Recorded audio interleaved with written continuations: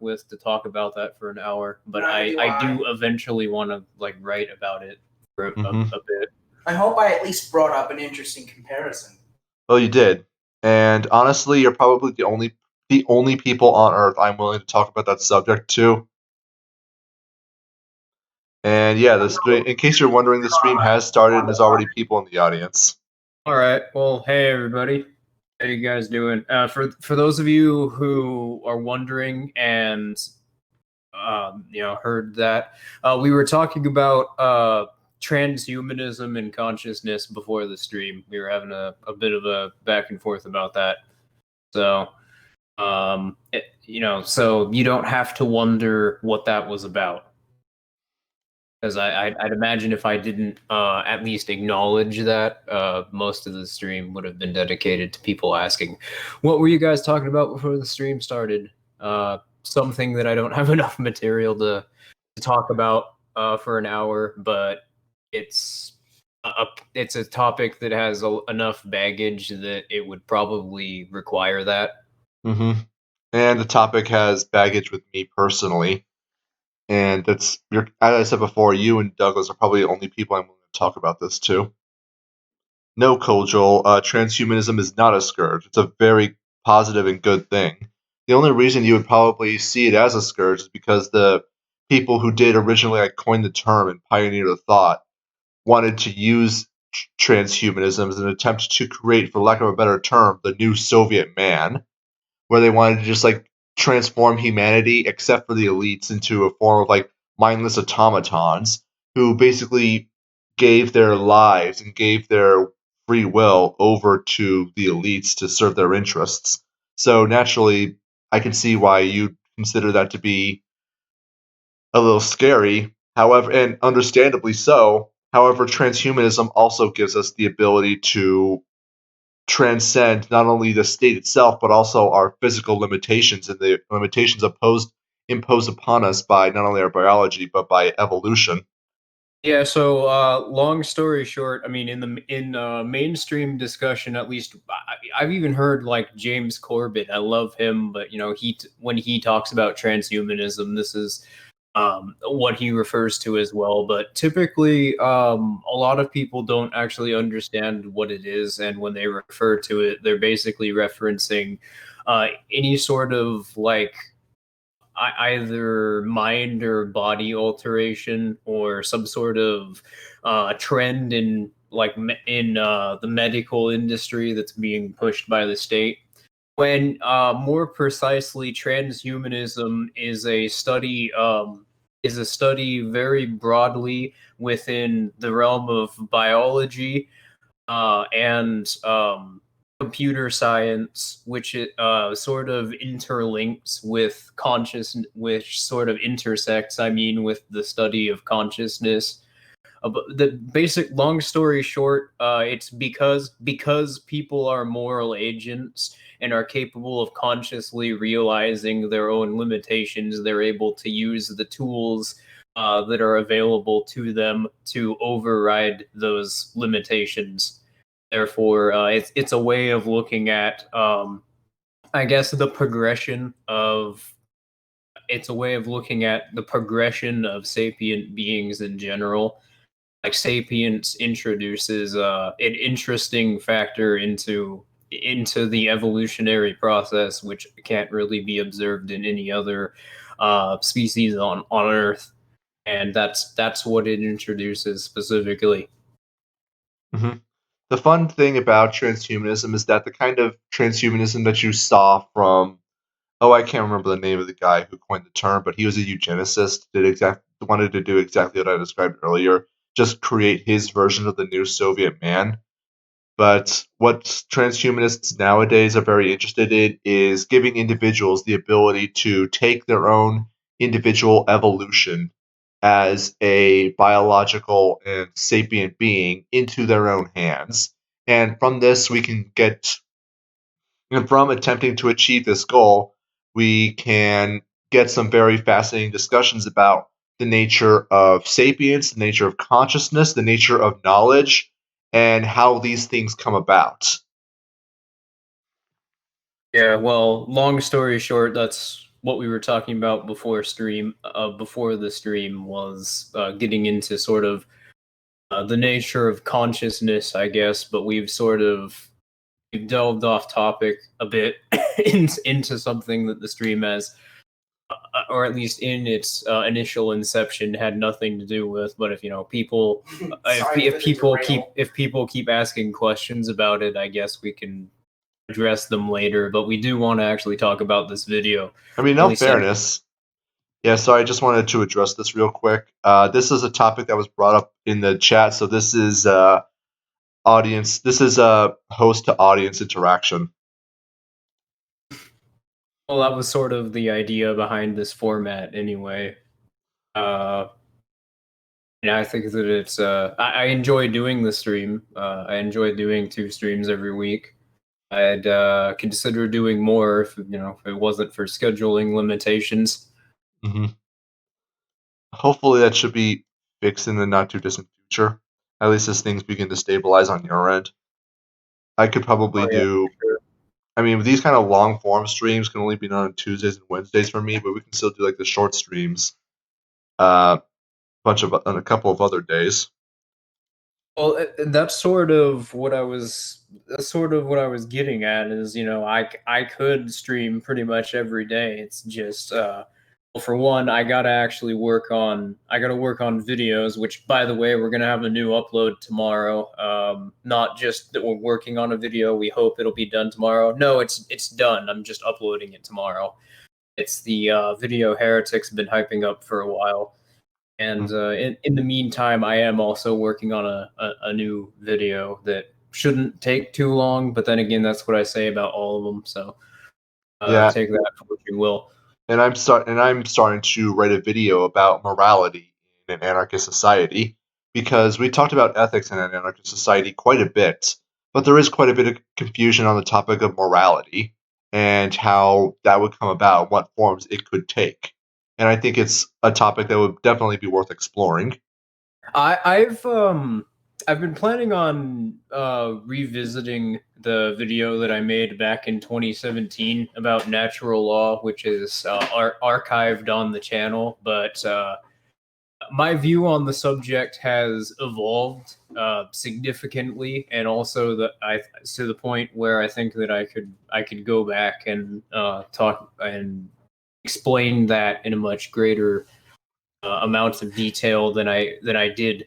Like I could go over competing approaches to natural law theory and sort of explaining, I guess, why one has to look at ethical philosophy from the perspective of a social science, which is sort of the perspective that we promote now and fixes a lot of the problems and understanding that other people have with it.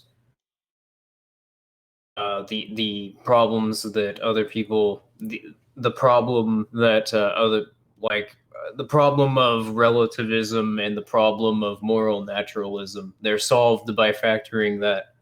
It's not even a particularly new observation. It's just the Aristotelian take on ethics, pretty much.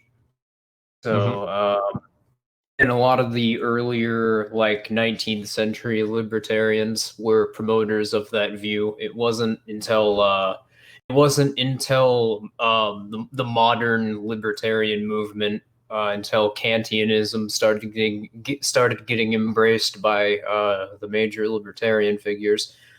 But I guess I can digress for a bit. Although Spooner kind of had a moral naturalist take on natural law, which is so. I mean, I guess there was some debate even in the 19th century, but I digress. Yeah. So, anyways, just going on to the video. This is a video that Esso actually found. I don't know if someone sent it to him, but it's by Legal Eagle, which, for those of you who don't know, he's a YouTube channel with over 1 million subscribers, so pretty big. He's a lawyer by profession, and his thing is to try to explain government legislative fiat in such a way that laymen like us who can at least attempt to understand. But he doesn't usually make political videos per se.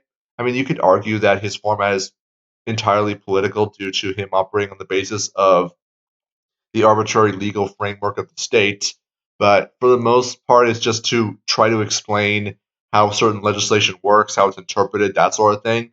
I mean, I don't follow his channel all that much, but I get it. I know how it works. But here he's making a blatantly political statement, blatantly like a blatant presidential endorsement, as well as a very laughable attempt at making an appeal to something called the rule of law. And you'll see what we're talking about, or what I'm talking about, fairly shortly. It's ridiculously cringe, and it's unbelievably hypocritical. And that's why I wanted to talk about this video. By the way, no, it was not sent to me. It showed up in my recommended feed because Legal Eagle is one of the channels that YouTube promotes, and most of the time, the type of content he uploads is like reviewing movies and then explaining explaining what laws were broken by the characters in those movies. And I guess from that perspective, it can be kind of interesting. It's interesting in the sense that a lot of the movies that he's describing, what they're showing are sort of like fairly conventional everyday scenarios. And he points out, that they're breaking laws. So it's interesting in an aspect I'm sure a lot of people don't even take into consideration, which is that it shows how disassociated from reality the idea of following the law, quote unquote, actually is. But yeah, he decided to make a video about voting, and honestly, until about an hour ago, I didn't even watch the video, even though I sent it to Heretic a couple of days ago. I just knew by, it sounds, I don't know, it might, like, I guess allow me to explain myself, but I saw the title, and I saw the channel it was uploaded by, and I saw the thumbnail of the video, and I was just like, oh my god, this video is gonna be bad. Also, just for the record, this is not the thumbnail.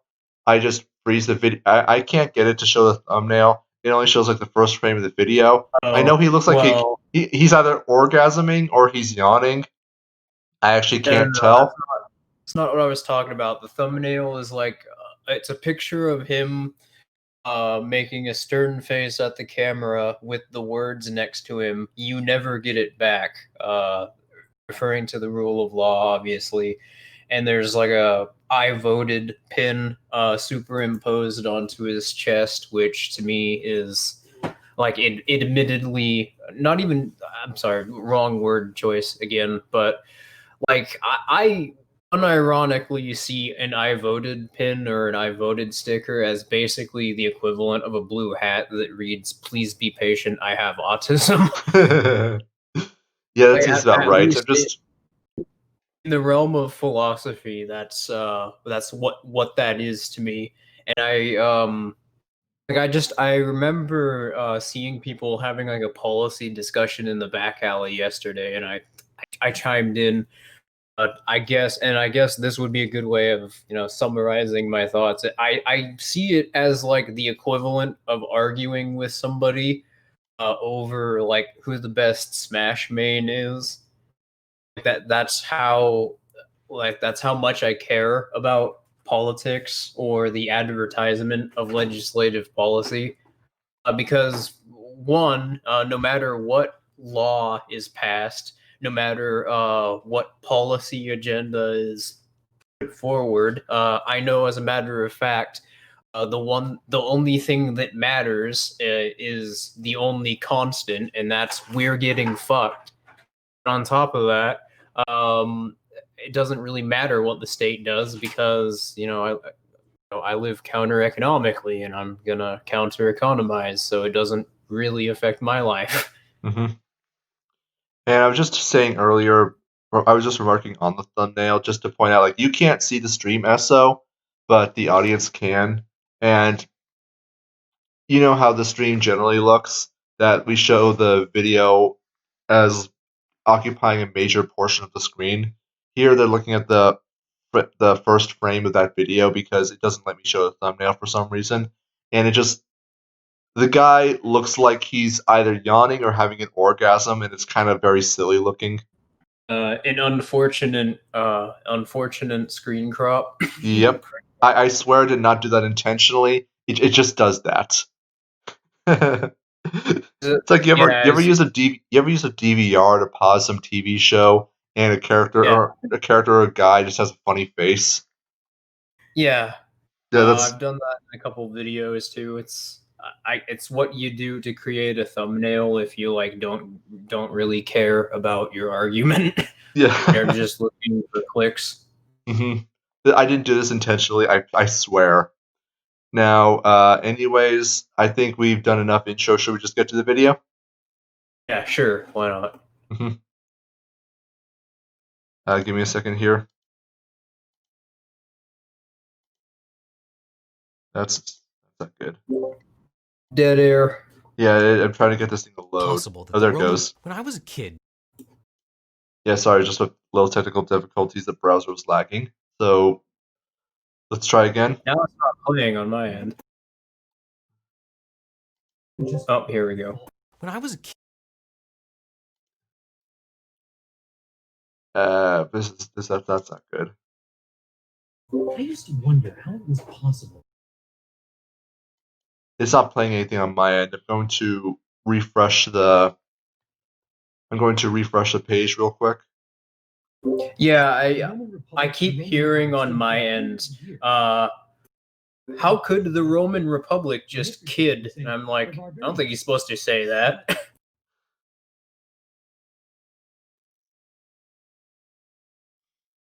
I'm already in the room. Don't tell me to join it. I can tell you to join and I refreshed. Now there's a fucking ad playing. What?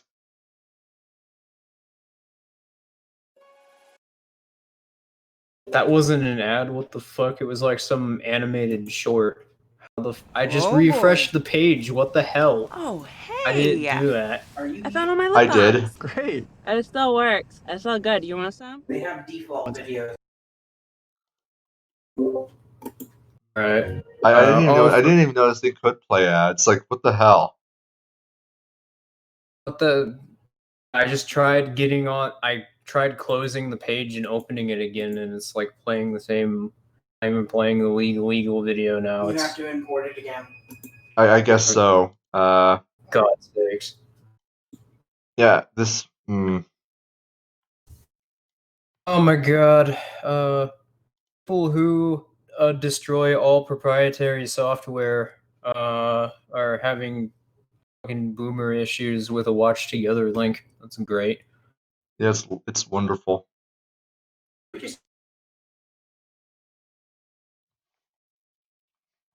All right, we got the thing back finally. Let's see if it plays. It looks like it's working. I just don't have I just need to turn the volume off because I muted it earlier. All right, let's try it now. When I was a kid, I used to wonder how it was possible that the Roman Republic could just fall. The Roman Republic and the Roman Empire stood for hundreds of years, and yet it all came crashing down. My history teacher would say the barbarians invaded, but in truth, it collapsed from the inside out. Because when Caesar crossed the Rubicon, it was clear. The rule of law didn't matter anymore.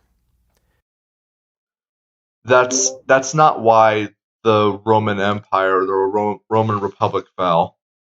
I mean, I think the Roman Empire is going to be more important of an example simply because the barbarians invading didn't cause a transition from the Roman Republic to the Roman Empire. Yeah, we got to make an essay about the Roman Empire collapsing because, you know, there seem to be two sort of mainstream interpretations of why it collapsed. Either it was because of the barbarians or it's because the government just gave up. Well, I guess you could. Yeah. Well, and that's sort of what the truth is because they had a central bank, and the central bank went through its natural business cycle, and that led to hyperinflation. Hmm. So basically, counter economists killed the Roman Empire. Well, yeah. I mean, it was kind of funny because in order to maintain the empire's largesse, what ended up happening is that the central bank had to devalue their currency. Now, they couldn't simply print coins, but what ended up happening is that over time, the precious metal content of Roman coins, like the denarii, Significantly diminished. yeah, it was like the denaries when they were first being printed were like entirely silver, whereas over time, like nickel and iron came to make up an increasing amount of of the content to the point where I think towards the end, only 1% of the coin was actually silver, and it got so, and even people started to pick up on that. And what ended up happening is that there was a black market that formed, and what I do mean black market because as the practice became noticed by Roman authorities, they actually banned the sale and exchange of older currencies. So you can imagine, like older denarii, the ones that had higher precious metal content, were actually significantly more valuable and were used in day-to-day trading in black and gray markets. And it did become a black market, as I said before. But you ever noticed how currencies, or rather coins, issued in banks today have those little notches along the sides? That was actually a practice that dates back to those black markets in Rome, where they would cut notches out of coins just to verify that this is an older, genuine currency rather than a modern currency that may look identical. And that was a way for them, that was a way for merchants and vendors to determine, yes, this has a higher precious metal content than the previous one. And that's where that practice came from. It's kind of interesting when you, it's kind of interesting actually. Yeah, that seems to be just sort of the default statist explanation for how all these empires throughout history collapsed, even though they didn't really collapse. They just sort of reformed themselves into the modern states that we see today. And every modern state is can be derived from a lot these older empires, but yeah, they seem to try and place the explanation either on like military domination or just the state giving up.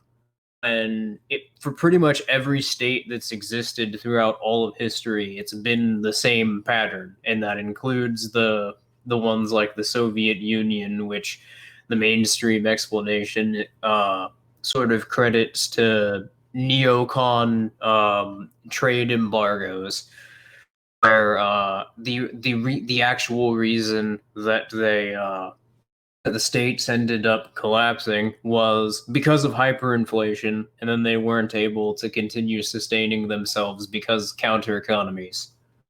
It's Hmm. the same pattern that can be repeated pretty much everywhere if you look at world history. Hmm.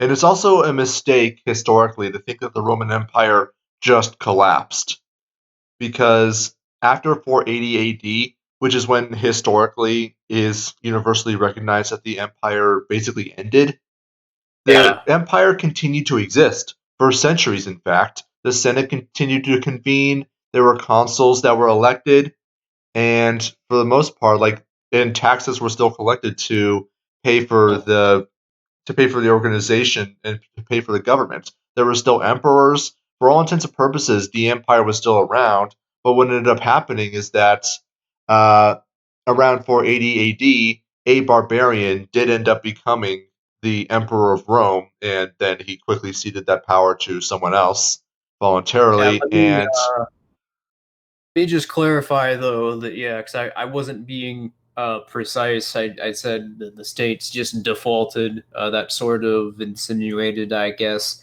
there was just sort of a definitive point where the states were like, yeah, I guess we don't exist anymore. You guys are free now. No, that has like never happened in world history. What's always happened is sort of the process Heretics describing, where the states have continued to exist. They've just had little to no actual influence over the society that they claim dominion over. Mm-hmm. That's an important thing to take into consideration, and I've been sort of increasingly exploring this aspect of state domination in society. The sort of infrastructure and incentives engineered by economic intervention. So the artificial scarcity that the state creates, how the state defines property titles, the groups that the state sort of creates legal categories for and exemptions, you know, exemptions to for their actions, or like licensing schemes. All of those sort of work together in a mutually reinforcing codependency to create, I guess, what we would call the political economy, and the state constructs this as a way at that given time to from the state's perspective, best pursue whatever interests that the state has. If the state is having like problems with revenue, they will and they will change their the way that they enforce these legislative decrees as a way to try and make it so I don't know, they can influence spending.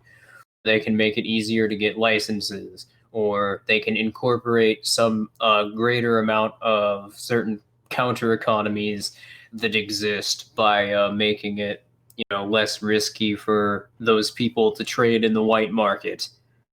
Mm-hmm. So uh, I guess where I was going is, in that regard, a more accurate way to see political economies would not, because that's a problem that a lot of people have, even in the libertarian movement, as they look at the state, like deregulation, for instance. They see deregulation as the state becoming less onerous. In reality, the state still has just as much actual leverage over you as it did previously. If it chose to just say you don't own your property anymore, it's going to seize your property. It's nothing you can do about it. It's going to define your property differently, then it's going to do that, and you can't do anything.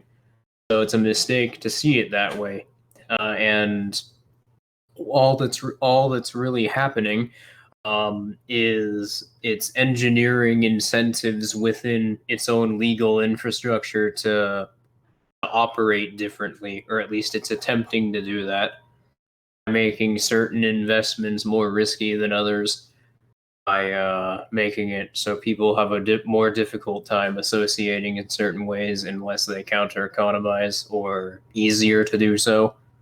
Mm-hmm. And just another thing I want to get to in regards to the history of the Roman Empire and the myth of its collapse. There were for a long time during the Dark Ages, there was a very popular belief that the Roman Empire not only continued to exist, but was still as powerful as ever. I mean, I'm sure most people are aware of Charlemagne, that great historical figure from around the 9th century, when he was declared himself the emperor of the Holy Roman Empire. He did genuinely believe that he was the legitimate emperor of the Roman Empire at around the 9th century. So that goes to, I think that's a pretty good indicator of just how prominent that people still believe that the Roman Empire was, even though most Roman infrastructure had already fallen into disrepair. The Most countries were already settled or were already under the dominion of other jurisdictions. It was just a whole thing. It didn't exist at that point. It was just a whole bunch of people playing pretend for centuries. And Right. it was only around the turn of the century, from the 9th to the 10th century, that people really started to, I'm sorry, the 10th to 11th century, that people really started to wake up and realize, like, hey, wait a minute, we're actually on our own here. and that's where you got the rise of feudalism. But anyways, I think that's my most. point. My point in bringing up the proper understanding of what a political economy is was that I was getting back to what Legal Eagle was saying. Is it that the rule of law didn't exist anymore? Well, that's true, but not necessarily in the way that he's intending to articulate. It's true in that the rule of law doesn't actually exist to begin with, because for one, how the state is going to enforce its quote unquote legislative fiat, or policies, decrees. How it chooses to enforce those is entirely arbitrary. It's determined entirely by how much leverage it has over people in the society it's claiming dominion over.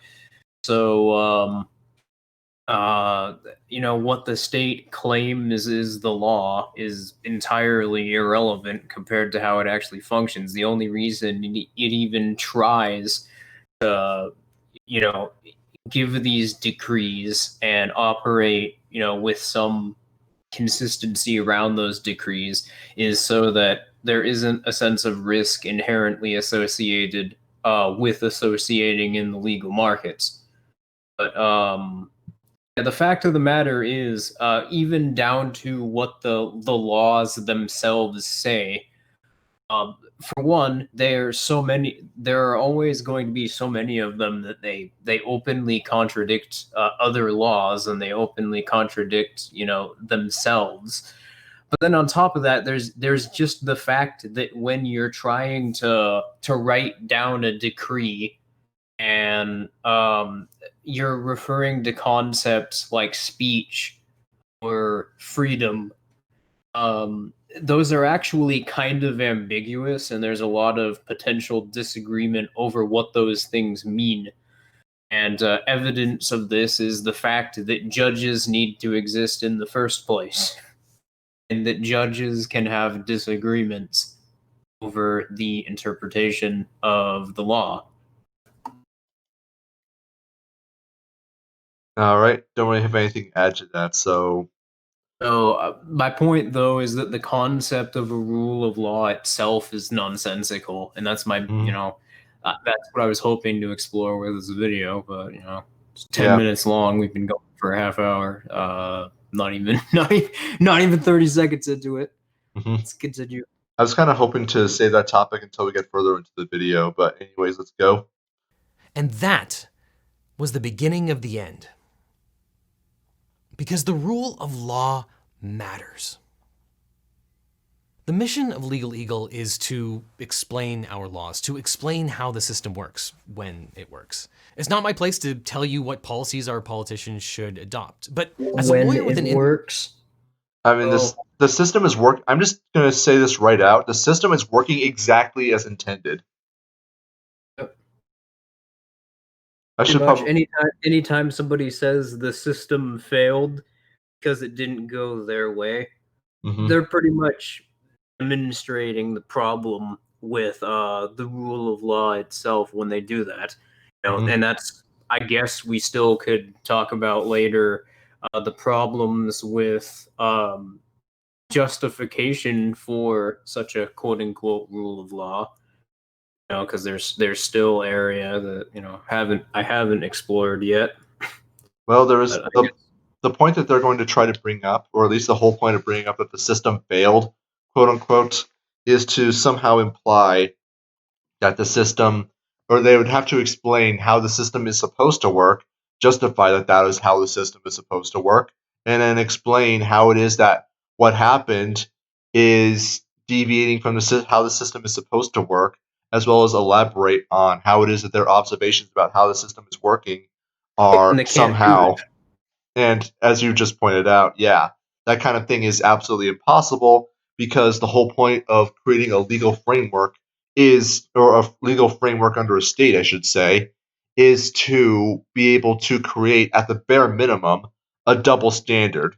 Because once you have a monopoly on arbitration, you create a system by which who is and is not subject to those rules is entirely under your control. And so that's how you end up with things like police who are able to just get off on doing blatantly criminal behavior, criminal as defined by the state, because you have the judge, which is controlled by the state, the prosecution, which is controlled by the state, all prosecuting a state actor. The idea that you're going to get anything resembling justice, or the victims are going to get anything resembling justice, is absolutely ludicrous. And it gets even worse if you yourself are brought into conflict against the state for whatever reason. Say you got a traffic ticket. Again, judge controlled by the state, prosecution controlled by the state. And if you're dumb enough to accept a public defense attorney, well, guess what? They're a state agent as well.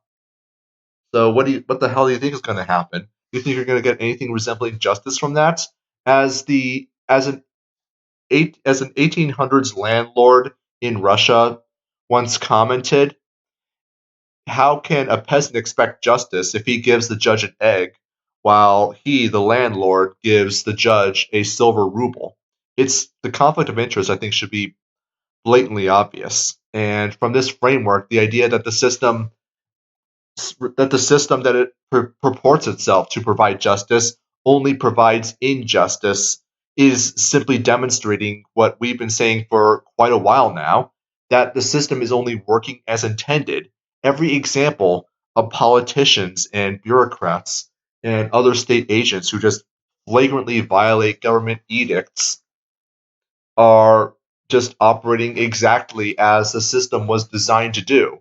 It's meant to enrich the elites. It's meant to enrich the connected, those that have power, at the expense of us. Because, well, as we've explained numerous times, the state is fundamentally a parasitic entity that exists to enrich themselves at the expense of at our expense. When you have a security agency, or when you have an arbiter that runs that agency that is going to violently suppress any sort of competitors, or any sort of alternatives, I guess, if we're not speaking in the strictly economic sense. When you have that situation, you are necessarily going to have chaos and disorder, and this is what chaos and disorder looks like. Though it's not necessarily that you can't have a coherent societal framework. It's that there's going to be a class of people that have a significant amount of power over others, and they can do whatever they want. They can do whatever they want practically, and as long as people don't compete with them or don't try to, that'll never change. And this is a lot of people might find it, I guess, controversial that I cite Proudhon, but Proudhon's the one who put this best. Liberty is the mother of order, not the daughter. Mm-hmm. But of course, you're going to have all kinds of statists saying that it is impossible to have anything resembling social order without a government monopoly imposing order upon us. I mean, isn't that kind of hilarious? The extent to which they believe that order is something that ought to be imposed onto people. And that's the point. When you have a monopoly system like that, you're necessarily not going to have that. You are not going to have anything even remotely resembling an ethical free society when you have a state. Well, let's forget about ethics for a moment and just consider the terms that are being used. Order, presumably the absence of chaos. Now, if you were to break it down, chaos could reasonably be defined as a system in which truth is arbitrary.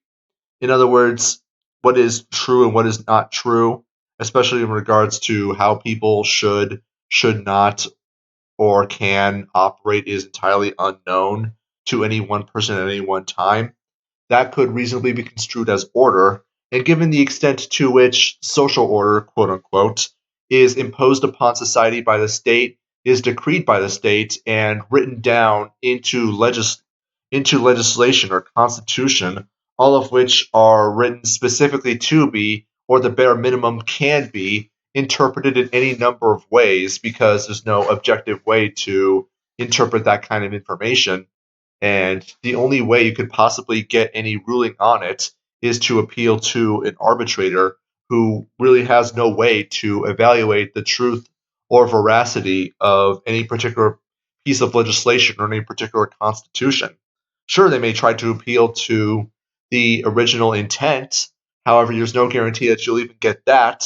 And even then, the thing known as death of the author simply points out that the original author's intent of what was meant by their work, in this case their constitution or the legislation, is equally as valid as any other possible interpretation. So from that understanding, if all possible interpretations of legislation as well as the legislation itself are entirely arbitrary and all interpretations are equally valid, how can that result in anything except chaos? I mean, we're anarchists, but the big fallacy that I see most prominently is that people are under the impression that we believe in chaos, that we want just social disorder, when in fact we want the exact opposite. I think all of us, everyone, wants social order. However, with statism, you're never going to achieve social order. You're going to achieve chaos that pretends to be order. In truth, the anarchists are the only ones that actually are describing anything even remotely resembling consistent social order. Mm-hmm. Which actually gives me a random thought, which I'm just going to save for a little later because I think it's pretty juicy. But All right. I'm gonna save it for later. Let me just write it down real quick.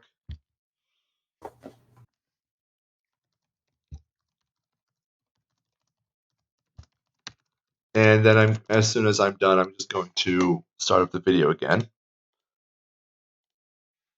View to our judicial system, I think I have an insight into at least this aspect of our government. And over the last 4 years, one thing has become clear.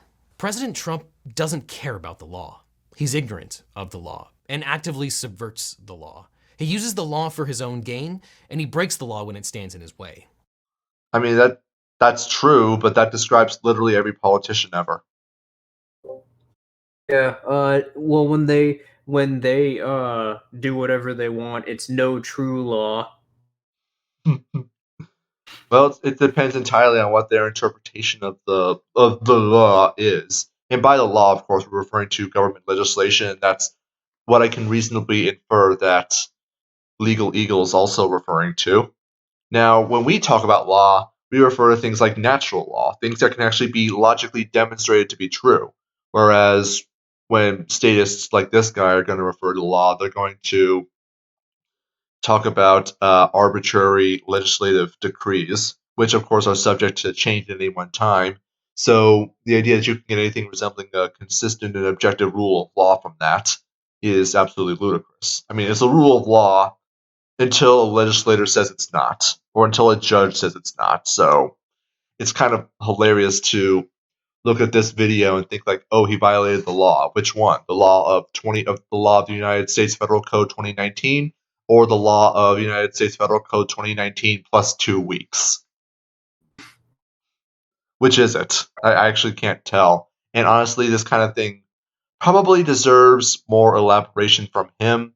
But then again, given the fact that legislation and the federal code in the United States is so labyrinthine and complex that it basically creates an entirely new, a modern form of the world of forms, Plato's world of forms, that requires the philosopher kings of the legislators to help us interpret. I'm sorry, the philosopher kings called lawyers in order to help us interpret it and to, as a pretense for them to rule over us. Yeah, I don't really have much more to say about this. Been pointed out many times, but there are like a couple hundred new laws that are passed every single day, and this is still true now. You can look at the Federal Register. In fact, I think it's gotten even more labyrinthine than it would have been back like 15, 20 years ago when that's that's the way that people would be talking about that talking point was kind of prominent. But fact of the matter is, though, is that there are so many laws passed every single day that it's literally impossible to read that much material in a 24-hour span. So it's not only it would be apt to describe it not only as labyrinthine, but it's like a labyrinth where the walls are constantly changing.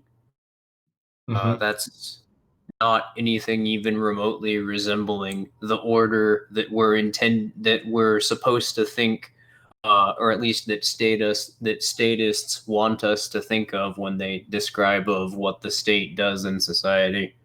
And I just opened the Federal Register. 110 documents from 448 agencies were passed today, constituting 178 pages, 99 notices, 6 proposed rules, and 5 rules. You're not going to read all that in a single day. Nobody has time for that because they have their own busy things they want to do, things that they have to do. And sure, only a tiny fraction is ever going to apply to you or anyone even in your social circle. But the fact of the matter is, like, you won't know until that particular piece of legislation or economic restriction you run afoul of and someone attempts to prosecute you for, completely arbitrarily, of course. But the idea, it's the whole point is to create an entirely new world of forms that requires a new form of Plato's philosopher kings to And interpret on our behalf. then there's the fact that laws refer to rather vague concepts without any sort of context. So not only are there all these new laws being passed all the time, all these new decrees, but all of them can be interpreted in a very, very vague way. So I think the philosopher king's analogy is pretty apt. It's not really that they know things we don't. It's that it's that what's actually written down is so ubiquitous that they could kind of just say whatever the fuck they want and they would be accurate. And that's the reason why I pointed out that they're philosopher kings. Not to point out that they actually do have any special knowledge, because Plato's philosopher kings would not have special knowledge because the world of forms doesn't exist. They could basically just say whatever they want and it was supposed to be believed. And it's the same thing with legislation today, where you have people who spend 8 years in law school or however long it takes, they pass the bar, and suddenly they become great enlightened individuals who have special access to this world of forms. We need them specifically to help us interpret what is right and what is wrong. And that's the whole point of the world of forms and the philosopher kings. It's to gatekeep right and wrong away from the average people and to give themselves a monopoly over it in order to enrich themselves at the expense of everyone else. That's the whole point. Maybe not. That's not what Plato intended, I don't think, but that's definitely going to be the logical consequence of just that kind of model of organization. I don't know, considering that when Aristotle introduced his logic model, he got kicked out of Plato's school and had to start his own. I think that maybe there were some vested interests in his methodology.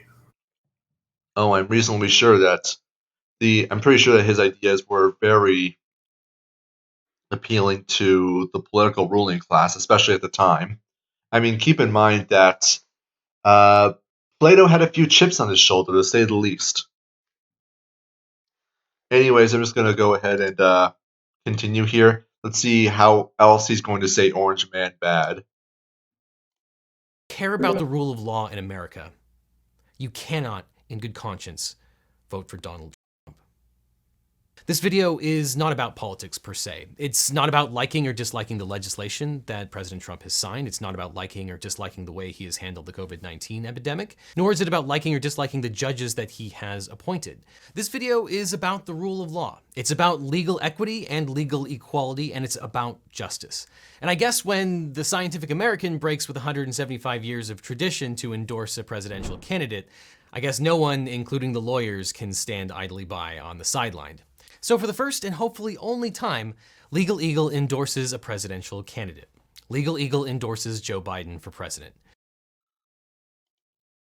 Okay. I mean, there's really not much to say about that, except that I think I've said pretty clearly on the Discord server several times that although I'm obviously not going to vote for anyone ever, that if I am quietly supporting Joe Biden, simply because I think I've said it before that his dementia is only going to progress, and I can just imagine him in 2022 or even before then giving speeches in the State of the Union address while just completely insane and needing to be doped up on God knows how much adrenochrome just to be able to speak in complete sentences.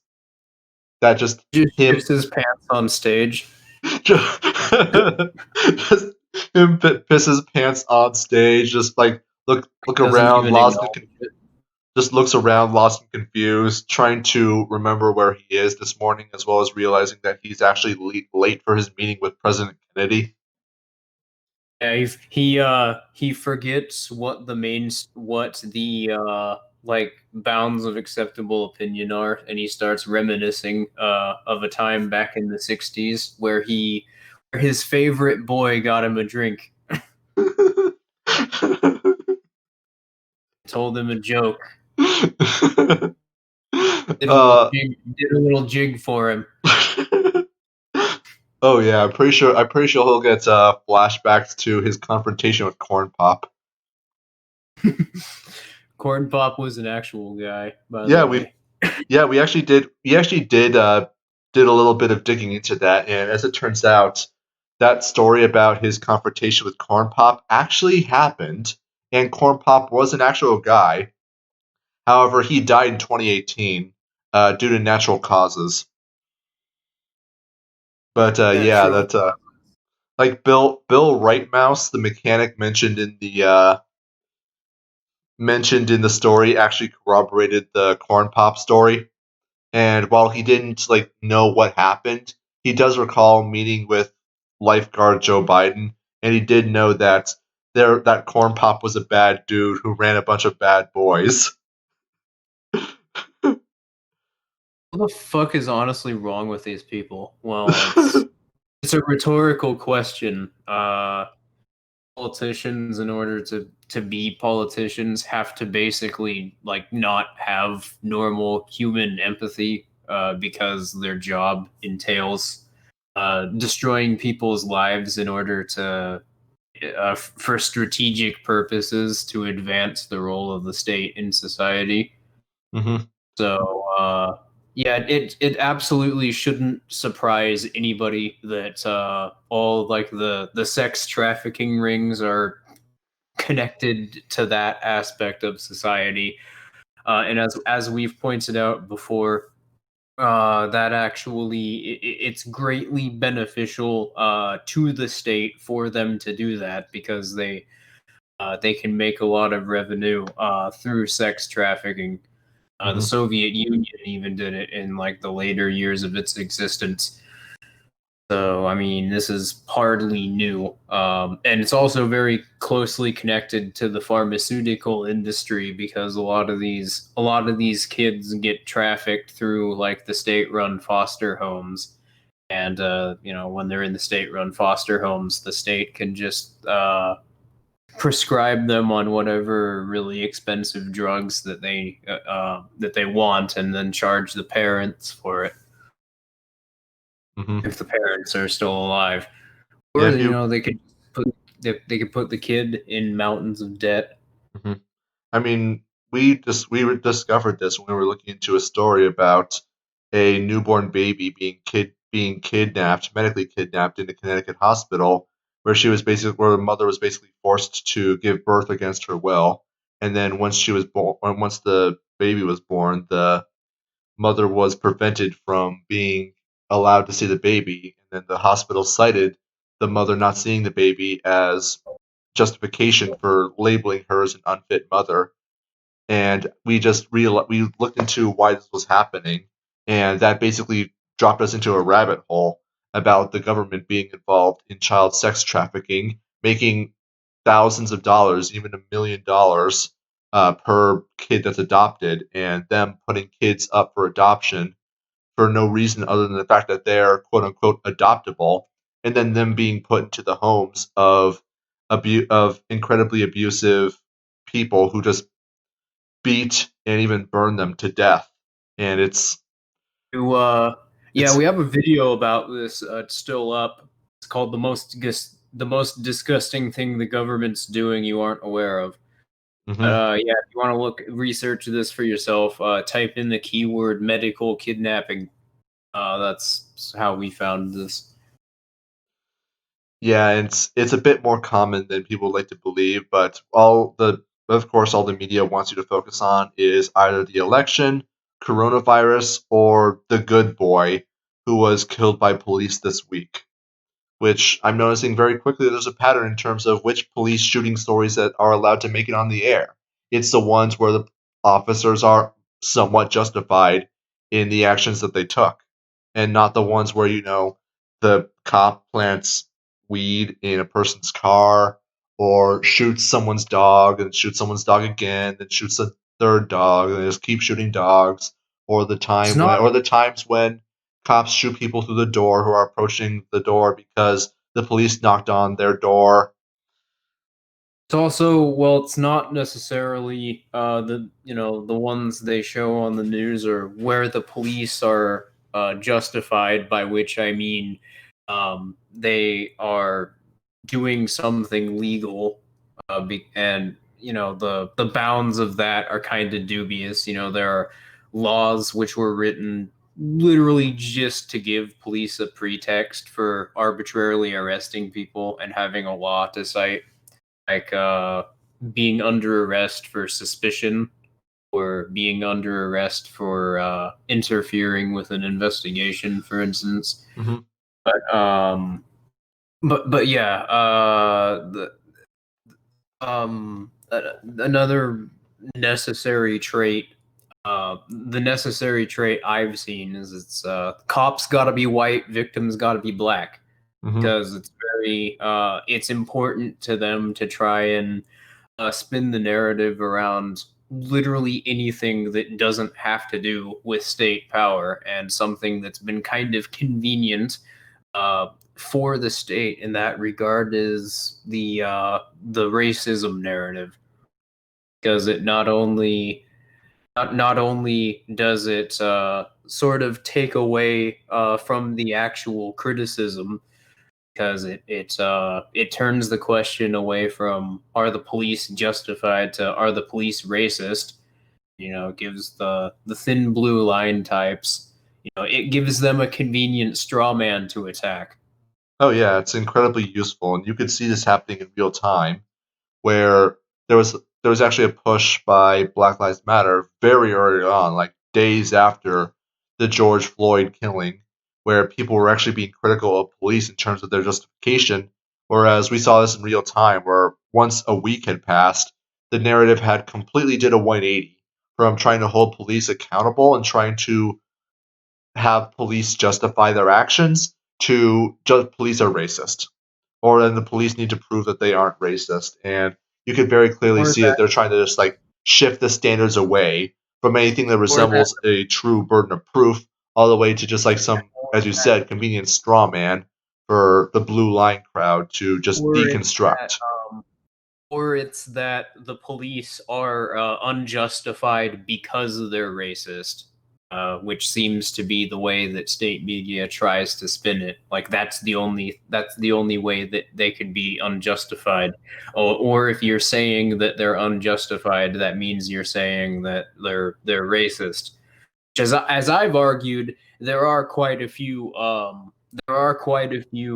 policies in like both on a federal standard and on a local standard, which directly incentivize racist behavior. But even if those didn't exist, sort of what I was talking about at the beginning of the stream, that would be the important factor, whether or not people actually have any sort of ability to defend their rights against aggression from police.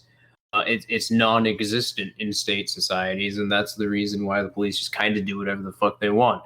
And that's not even getting into the systemic incentives that the state both has to aggress against people, but also that the state deliberately sets up in order to make sure that police do aggress against people, like quotas for ticketing, for instance. Mm-hmm. Now, But I get yeah, sorry, I don't really have much to add. Let's keep going. all right. The only candidate that has any hope of upholding the rule of law in this country. Why? Because President Donald Trump is a criminal. We know this to an almost certainty. There's so much evidence hiding in that it's actually sometimes hard to remember everything that he's done. But before we vote in November, let's at least try.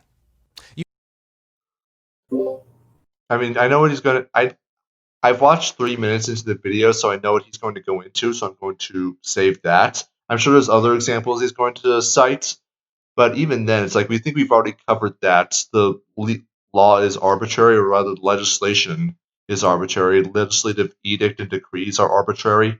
And so him being able to define Donald Trump as a criminal and that to that extent is, I mean, I don't know if you can because it is arbitrary, and the same would go for Joe Biden and that whole Ukraine, China corruption, Hunter Biden crap that's going on, and that conservators are absolutely obsessed with because they're under the mistaken impression that for some reason there will be some Biden supporters who will change their minds because Hunter Biden said this thing to this Ukrainian guy and got a prosecutor fired for something. Meanwhile, Trump is a slumlord who has been protected by political privilege, both legally and also has been able to maintain his status as a billionaire through legal privilege, as we've seen from his from Trump's tax returns. That's sort of the important thing that they show. It's not that he doesn't. It's not that he doesn't pay tax. It's that he, reports a net loss of hundreds of millions of dollars, and somehow he's still able to maintain the same amount of wealth. How the fuck do you think that happens? Well, the only way you can do it is because you have a special legal privilege. You're a good boy as far as the state is concerned, and if you're a good boy, that means you can basically do whatever the hell you want. But Because he's yeah, been connected to people like the Clintons and the Kennedys for decades, and he's been close, not only probably financiers for them, but he's also been, close partners to them. My point, though, in bringing that up was you got conservatard shrieking about Joe Biden, but, Trump, and you have him also shrieking about Hillary Clinton. Trump is very much the same type of figure. hmm And he has been for decades. Yep, and this is And why. this is sort of the point that Legal Eagle is going to get into, is why don't people care? It's because politics is a cult of identity, and it always has been a cult of identity. hmm Well, Everything. I'd say within the last like 5 years or so, it's becoming more. It has changed in the sense that your party is fused to your identity, whereas previously it would have been parties would have been advertised as the way that you have your interests met. But now increasingly, it's, if you're a Republican or if you're a Democrat, you have these interests, and you can't deviate away from that, or The way else I you're see it, bad Republican or Democrat. But yeah, what were you gonna say? I'm just recalling something I had heard and observed a while ago. I think this was actually Roderick Long who pointed this out. You remember that video he did a week or two ago, that really bad one about why he said he's not voting, but he is doing so for all the wrong reasons? Yeah, I remember the video, but what about it? I was actually watching. I watched it almost all the way through, but even though the video is not very good, he did bring up a point that I thought was very interesting, and that is that I'm actually surprised I hadn't considered it before, but that is voting is basically just warfare by proxy, and that the results of an election would be identical to the results if, say, the Republicans and the Democrats went into open war with one another into which cause or which candidate that they happen to be supporting. And the whole point is to basically resolve that conflict without actually engaging in any war, but the fundamentals are basically the same, which is that one side essentially asserting brute force dominance over the other.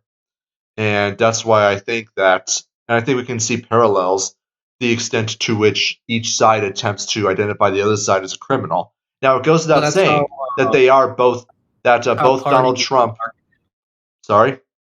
how parties are marketed, but Mhm. as we know, the actual people, the actual political figures in those parties are a class with shared interests. Yeah. Now, the point of me bringing that up is it made me think about the extent to which either side, both the conservatards and the progressives, are going to try to whip themselves up and their side into a frenzy to justify going to war with to justify going into open conflict with the other. You'll often see times when wars get started that there's a whole push of propaganda by the state to try to convince people that the other side are just a bunch of barbarian monsters who are killing babies and raping women, which that's not an exaggeration, by the way. That's always something that shows up in propaganda. If you don't believe me, just remember how the Gulf War was justified, which is that Saddam Hussein was allegedly sending soldiers into hospitals and ripping babies out of incubators and leaving them to die on the floor. That was, of course, false, by the way, but it was reported. The testimony was given in Congress, and so people were whipped up into a frenzy about that. But that's what's Look at going on how here with the. That's what's going on here with the both parties attempting to whip their side into a frenzy by saying like, "Oh, Elephant Man is a criminal. He did all these really bad, horrible, nasty, evil things. Oh no, Donkey Dementia Man is a criminal. He did all these evil, horrible, wrong, nasty things." And of course, Donkey. both sides, Donkey Man and Elephant Man, they're going to. I should say the orange Elephant Man and the Dementia Donkey Man. But anyways, both sides are going to completely overlook and be very selective about the kind of allegations of criminal behavior on their team because, well, they've associated their interests with the success of their particular candidate, and thus the only way that they could possibly be a criminal is if their interests are criminal, for lack of a better term. And with this in mind, this is how you get this kind of cult of personality that's I see JC Armitage is talking about with the song Cult of Personality, that people are absolutely whipped up into a frenzy, and I think that's kind of the whole point, it's just to galvanize the base. You'll notice pretty quickly that I'm pretty sure everyone here remembers pretty quickly that in 2016 there were allegations about crooked Hillary, about how she didn't sign or how she distributed not copyrighted, classified information illegally and kept it onto a private server in violation of of government legislation. Now, I do believe it's true she did that. However, I think everyone here would remember pretty quickly that as soon as the election was over, nobody saw or heard from that again. Sure, you would have people asking about it every now and then, but nowadays the idea that Hillary Clinton is going to go to jail over that is kind of a foregone conclusion. We all recognize that no, nothing's going to happen, and it's going to be the same damn thing, regardless of if Orange Elephant Man or Dementia Donkey Man gets into office. That whatever crimes that one side is accusing the other of, that nothing's going to ever be done about it because they're both politically connected, they're both politically powerful, And that's what the point of having rule of law, quote unquote, being monopolized by the state is meant to do. It's really just, I've said this to people in real life and I'll repeat it here. This whole thing is just political theater.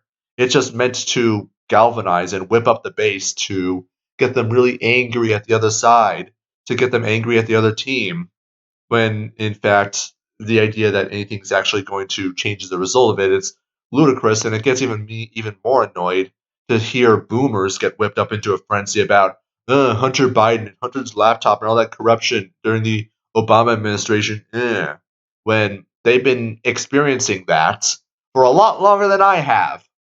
And for some reason, they still operate under the delusion that things are ever going to change just because Orange Elephant Man or Blue or Dementia Donkey Man is going to be in power. And not only have they been experiencing it, but they've had social media for 10 years too, and that's what I've argued that's sort of what I think is radicalizing a lot of people into rejecting the state, because they can look at they get reminded of things that were on their timeline from 4 or 8 years ago. They see how they were saying the exact same thing about that election that they are now, and they're able to think, well, hey, maybe this is manipulation. I wasn't getting this invested into politics until just about 3 months ago, right around the time that the election cycle started heating up. It seems like that's a process that sort of repeats itself. Over and over and over and over and over again. And it kind of leaves me exacerbated. It's just like, I got tired of it a long time ago because I could see that I was being whipped up into a frenzy constantly, and I was being told the same thing over and over again. Oh, 2008 is the most important election in our lifetime. 2010 is the most important election in our lifetime. 2012, 2014, 2016. Okay, is each you're going to have to start elaborating on how 2014 was the most important election in our lifetime than 2016 was, because I don't nothing really seems to nothing of importance actually seems to happen. And I remember thinking when I was in my conservatoire days that 2012 was actually going to be very important because the second term for Obama would have been absolutely disastrous for the country, when in fact it was just more of the same. The status quo continued on as normal, and yeah, that was very interesting to have observed in real time. So, anyways, I think we should continue the video, unless you have anything more to add. The only thing I could think of was just the first time, and well, I did, but I consider that to be my only real political black mark was having voted back when I was a statist in 2016, and yeah, I thought pretty much the same thing at the time, but not making that mistake again. All right, Well, let's go. Well, we've all made mistakes in the past. But yeah, Recall, President Trump is actually everybody starts off with the sort of political approach to understanding society, because that's sort of the default view that everybody's indoctrinated into through government schools. I'm sure that like a percent of the population that you can count on your fingers by the age of 18 were actually critically thinking about the best way to look at society, whether or not it was actually true that society and politics were inherently intertwined. Now, here's a funny thing that was pointed out in the comments. George Hernandez asks, "Didn't this dumb lawyer say that Captain Marvel was in the right for stealing a man's bike?" Which I've heard someone earlier in the comments say that. I don't follow this channel, so I don't recall. But I would not be surprised if this guy has a blind spot for either Marvel movies, Marvel characters, or just Captain Marvel in particular, because just from the way that this guy's talking, he kind of strikes me as a social justice warrior with an IQ above room temperature. Oh yeah, there's strong passive voice in this video, as Shane calls it, and I gotta say, passive voice being everywhere alone is a big part of the reason why I'm happy that I just don't listen to media right now, because I mean I hate that so much. Anytime somebody speaks like that in their video, you just know that they're trying to mislead you, or they're trying to uh, shape your thinking into a direction that they otherwise wouldn't be able to through rational discourse. So it's whenever I hear that, it's sort of it's basically, I know that I'm getting sold. Somebody's attempting to sell me snake oil, and that's all that I hear around election seasons. But yeah, I'm not a regular viewer of the Legal Eagle channel, but it wouldn't surprise me if he had some hot takes on his media reviews in general. Given that he does strike, he's a lawyer, so he does strike me as the kind of guy who would try and pull shit like that. Anyways, let's continue. I had to back up a little bit, but I ended up overshooting it, so we'll be a little 5 seconds behind, but let's go. For everything that he's done. But before we vote in November, let's at least try. You might recall that President Trump is actually unindicted co-conspirator individual number 1 to the conspiracy Michael Cohen has already pleaded guilty to regarding the illegal hush money payments to porn stars. Michael Cohen, the president's former attorney, pleaded guilty to 8 criminal charges.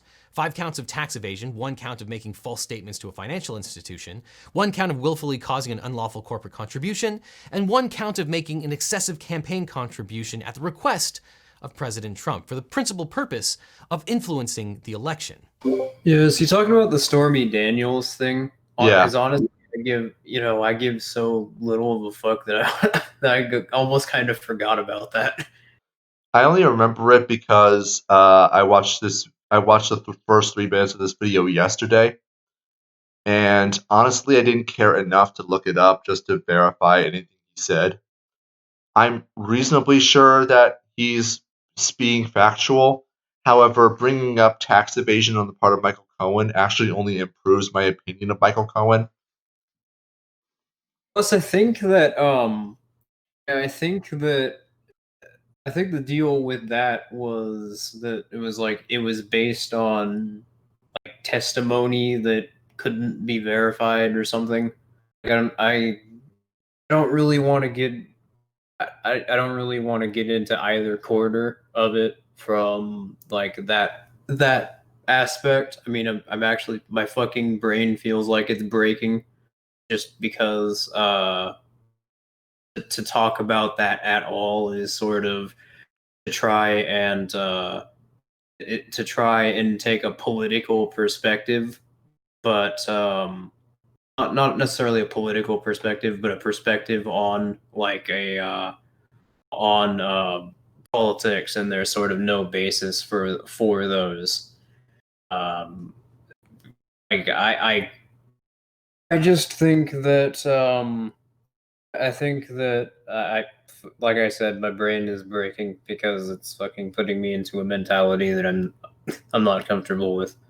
Yeah, I can understand that. Though, yeah, I mean, I don't really think there's much to say on the Stormy Daniels situation. I know there's a lot of misinformation about it, but mostly because like I haven't looked into it all that much. I don't really care, and I can tell you with absolute certainty that the overwhelming majority of Trump supporters don't care either. This is That's just sort of again what what I it talked is. about. This is exactly what I talked about in the last segment about them, just about supporters for one of the two lying sociopaths trying to whip themselves up into a frenzy and trying to justify their act of proxy warfare against their opposition, or at least who they perceive. I'm sorry, not who they perceive, but who they were manipulated into believing is their opposition. Yeah, and that's sort of what it is. It's not really that I can't think about it. It's that I'm having a very difficult time, trying to make a claim about it because I don't care even a little bit, and there's not really any, like, regardless of what's actually true about it. It's a total.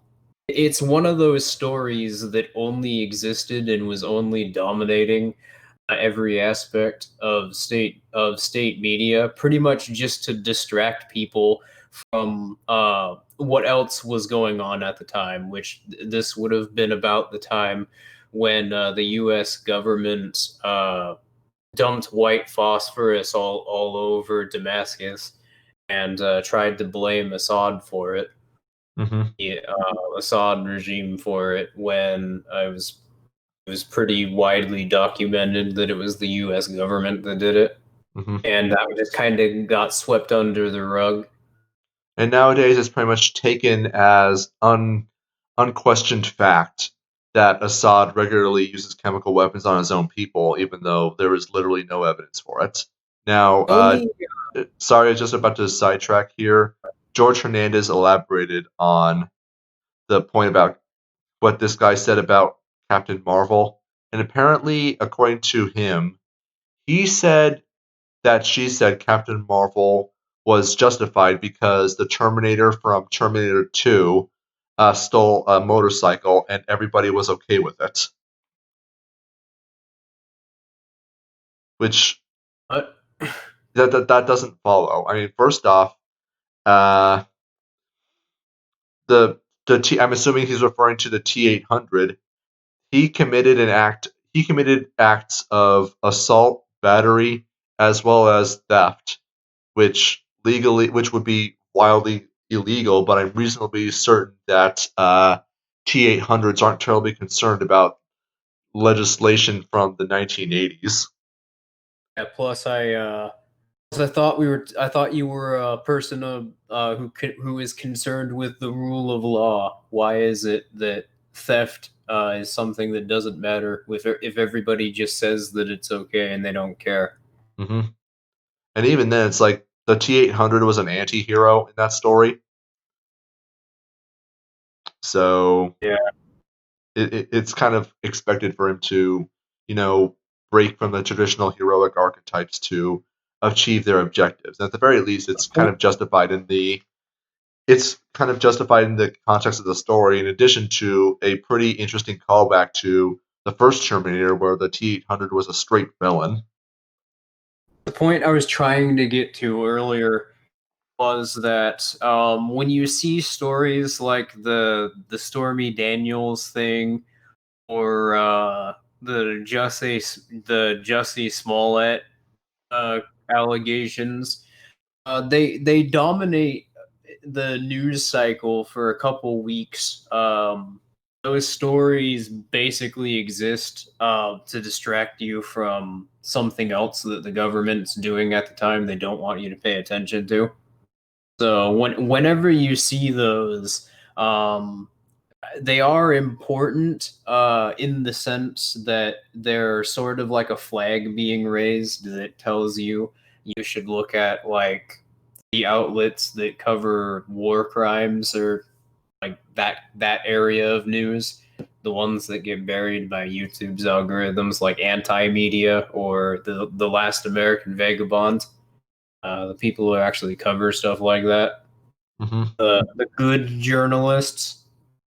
Yeah, journalism exists. It's just almost entirely underground and suppressed by mainstream platforms. God, I cannot wait to see proprietary software die. Same. Yeah. So Uh, we could continue. I'm just looking at what George Hernandez said in the comments. He says because Terminator was a hero in the movie. I mean, the line between hero and anti-hero is fairly vague and subject to interpretation. But just because you're a hero doesn't mean that everything you do is entirely justified. And if you're operating on the basis of a state's legal framework, I don't think there's any interpretation that would be recognized as valid that battery isn't battery because people thought it was okay at the time. anyways, I'm just gonna hit continue here. Jail for those crimes and committed those crimes at the direction of the president. But now President did not go to jail. He stayed in office. But that doesn't make him any less guilty than the people that he directed. And after President Trump stayed in office, he tried to use $400 million in taxpayer funds allocated for the defense of Ukraine to fabricate dirt on his political opponent.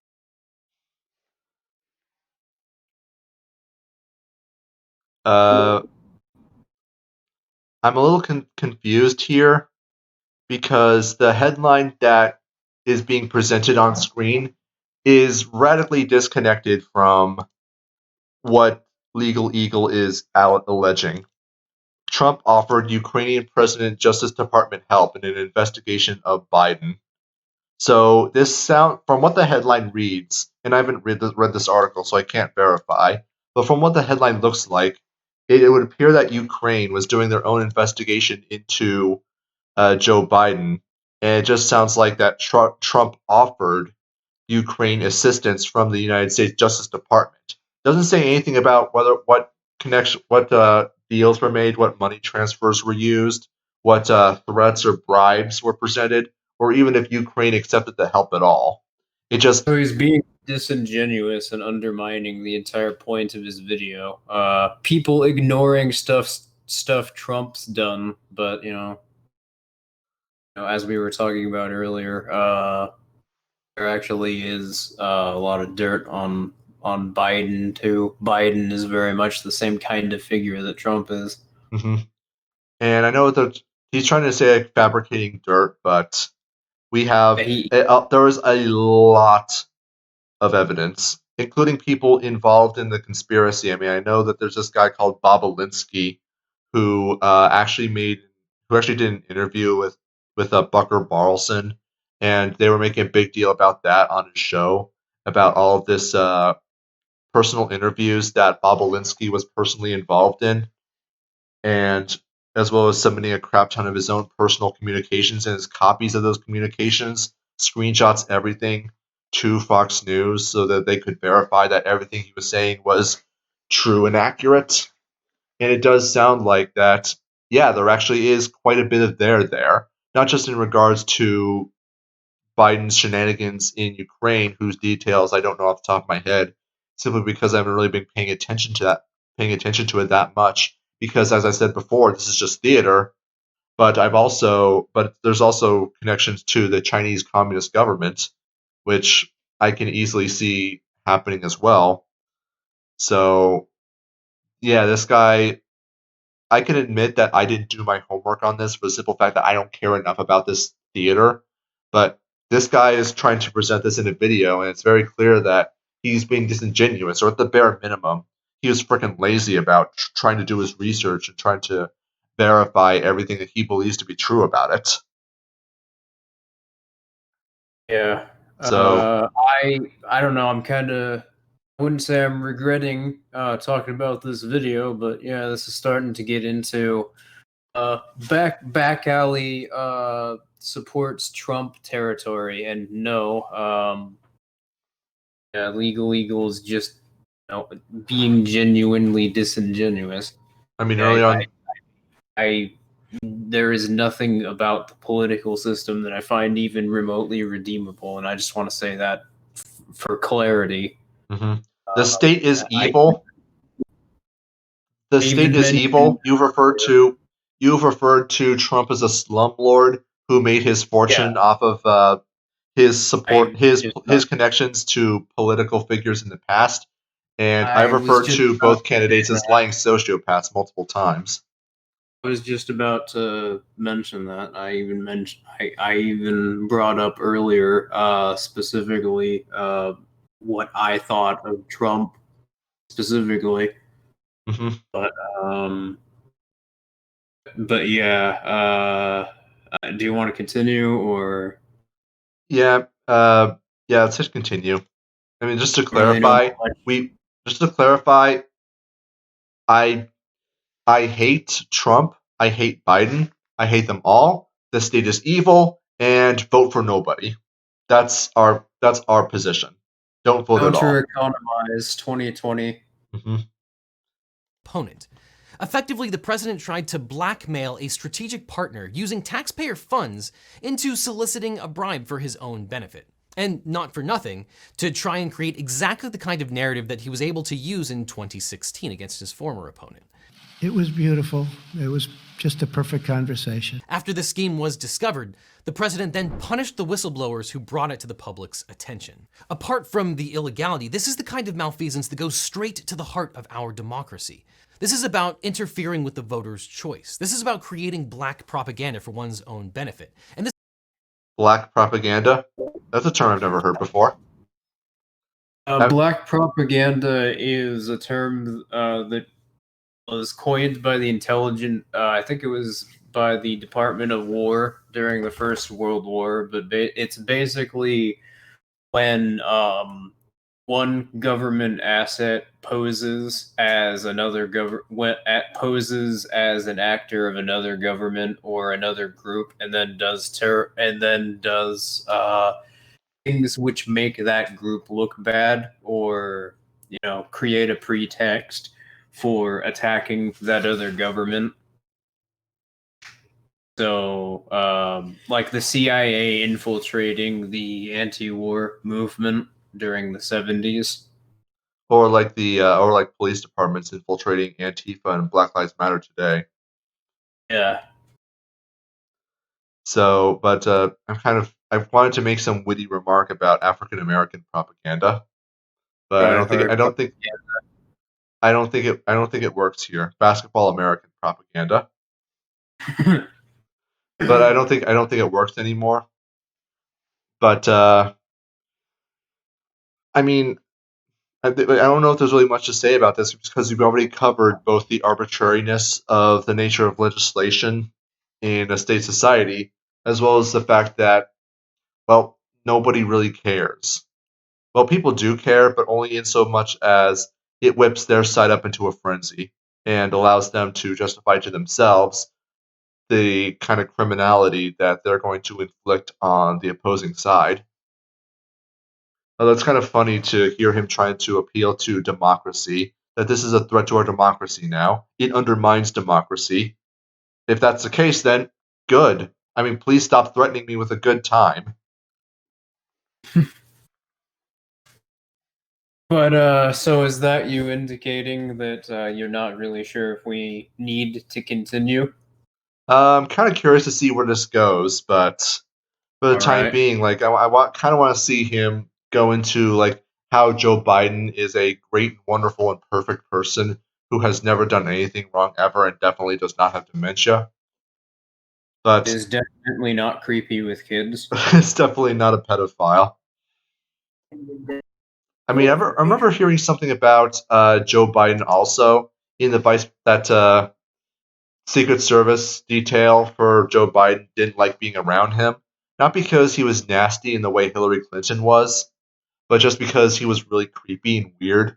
And that there was even like this one Secret Service officer who punched Joe Biden in the face because he was hitting on his girlfriend. Wow.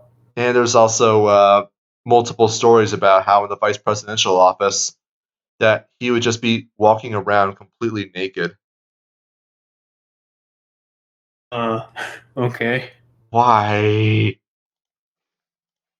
Anyways, before I continue, I'm just thinking, like, why would you want to walk around naked when you know with absolute certainty that people are watching you at all times, when you have bodyguards watching your every movement? Wouldn't that at least encourage you to be a bit more modest and when you realize that the privacy of your own home is not as private as you'd like to believe? He was walking around naked because it was bring your kids to work day. Oh, that's true. Anyways, continue. This is about using the funds, the mighty forces of the United States for one's own personal benefit. And you might recall that the Watergate break-in occurred because President Nixon wanted an election advantage. Do not forget that President Trump was impeached. However, he was not removed. But that doesn't mean that his actions were neither impeachable nor illegal. It means that certain political figures made a political decision to allow him to stay. And if you mean like law? It's the rule of law itself. Well, I mean, he's kind of. Political figure making a political decision to do that with the state. But wait a minute. If right and wrong is determined entirely by legislation, then wouldn't the people who know most about the legislation be the legislators themselves? And if the legislators themselves know the most about it, then therefore they have the best, most sound judgment about what the rule of law entails. And if that's the case, then and Trump being impeached but was acquitted, meaning that nothing happened as a result of that, then that means that according to legislative decree, he must have done nothing wrong, and therefore you're saying that he did things that were illegal and unimpeachable is factually incorrect. So, in other words, he's completely contradicting himself. Just all that I'm thinking about now is how I don't know if you heard this, but apparently Trump's Twitter account, somebody got into it and found it didn't have two-factor authentication, and the password was literally MAGA 2020, and it just makes me kick myself thinking I could have typed that in, and I could have like thought for a second, how do I emulate Trump's speech and make him say something really edgy, or say something along the lines of, in my opinion, Russia is the trashiest of all the white people. As of right now, I declare war on at Vladimir Putin.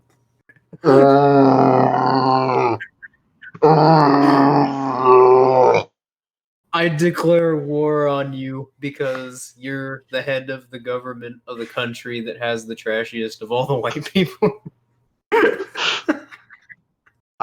wish I could. I'm screaming into my hands because now that happened, I know that they're going to lock up that account. It's going to be a lot harder to hack into now, and Yeah. you probably, the stream audience doesn't know, but we've talked about quite a bit about what we would do if we ever got our hands on Trump's Twitter account, and now that now that we realize like how freaking easy it would have been, it's like it's a absolutely missed opportunity, and honestly, I find that absolutely tragic. It just drives me. I would never have thought that Trump's Twitter account would have been so easy to get into. Yeah, make him say at Jack, hey you dumb, and then try hard word. I declare war on at Jack Dare Dorsey. you ban me. Suspend me, daddy. Hey you dumb N-word, suspend me, daddy. Ooh, woo. Make him say that. Oh, that would have been freaking. I would have loved to get him to do that. Then just like have a whole bunch of reporters try to report on that tweet. Just be like, what the hell just happened? Report on this, and then put, hey reporters, report on this, and then post that one nude picture of him.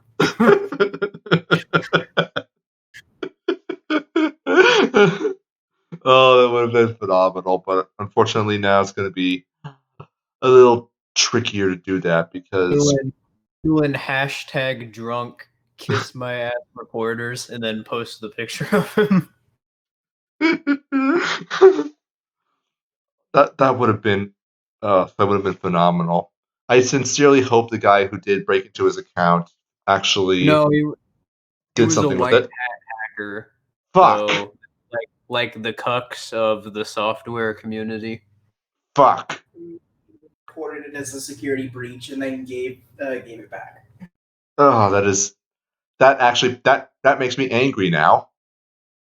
Yeah. Oh man, that is Subscribe to Bathrobe Dwayne. I declare by executive decree that Twitch has to unban him. I've just signed Executive Order 6969 that says that. No, I'm sorry, Executive Order 1488 that says that Twitter has to unban Bathroom Dwayne from Twitch.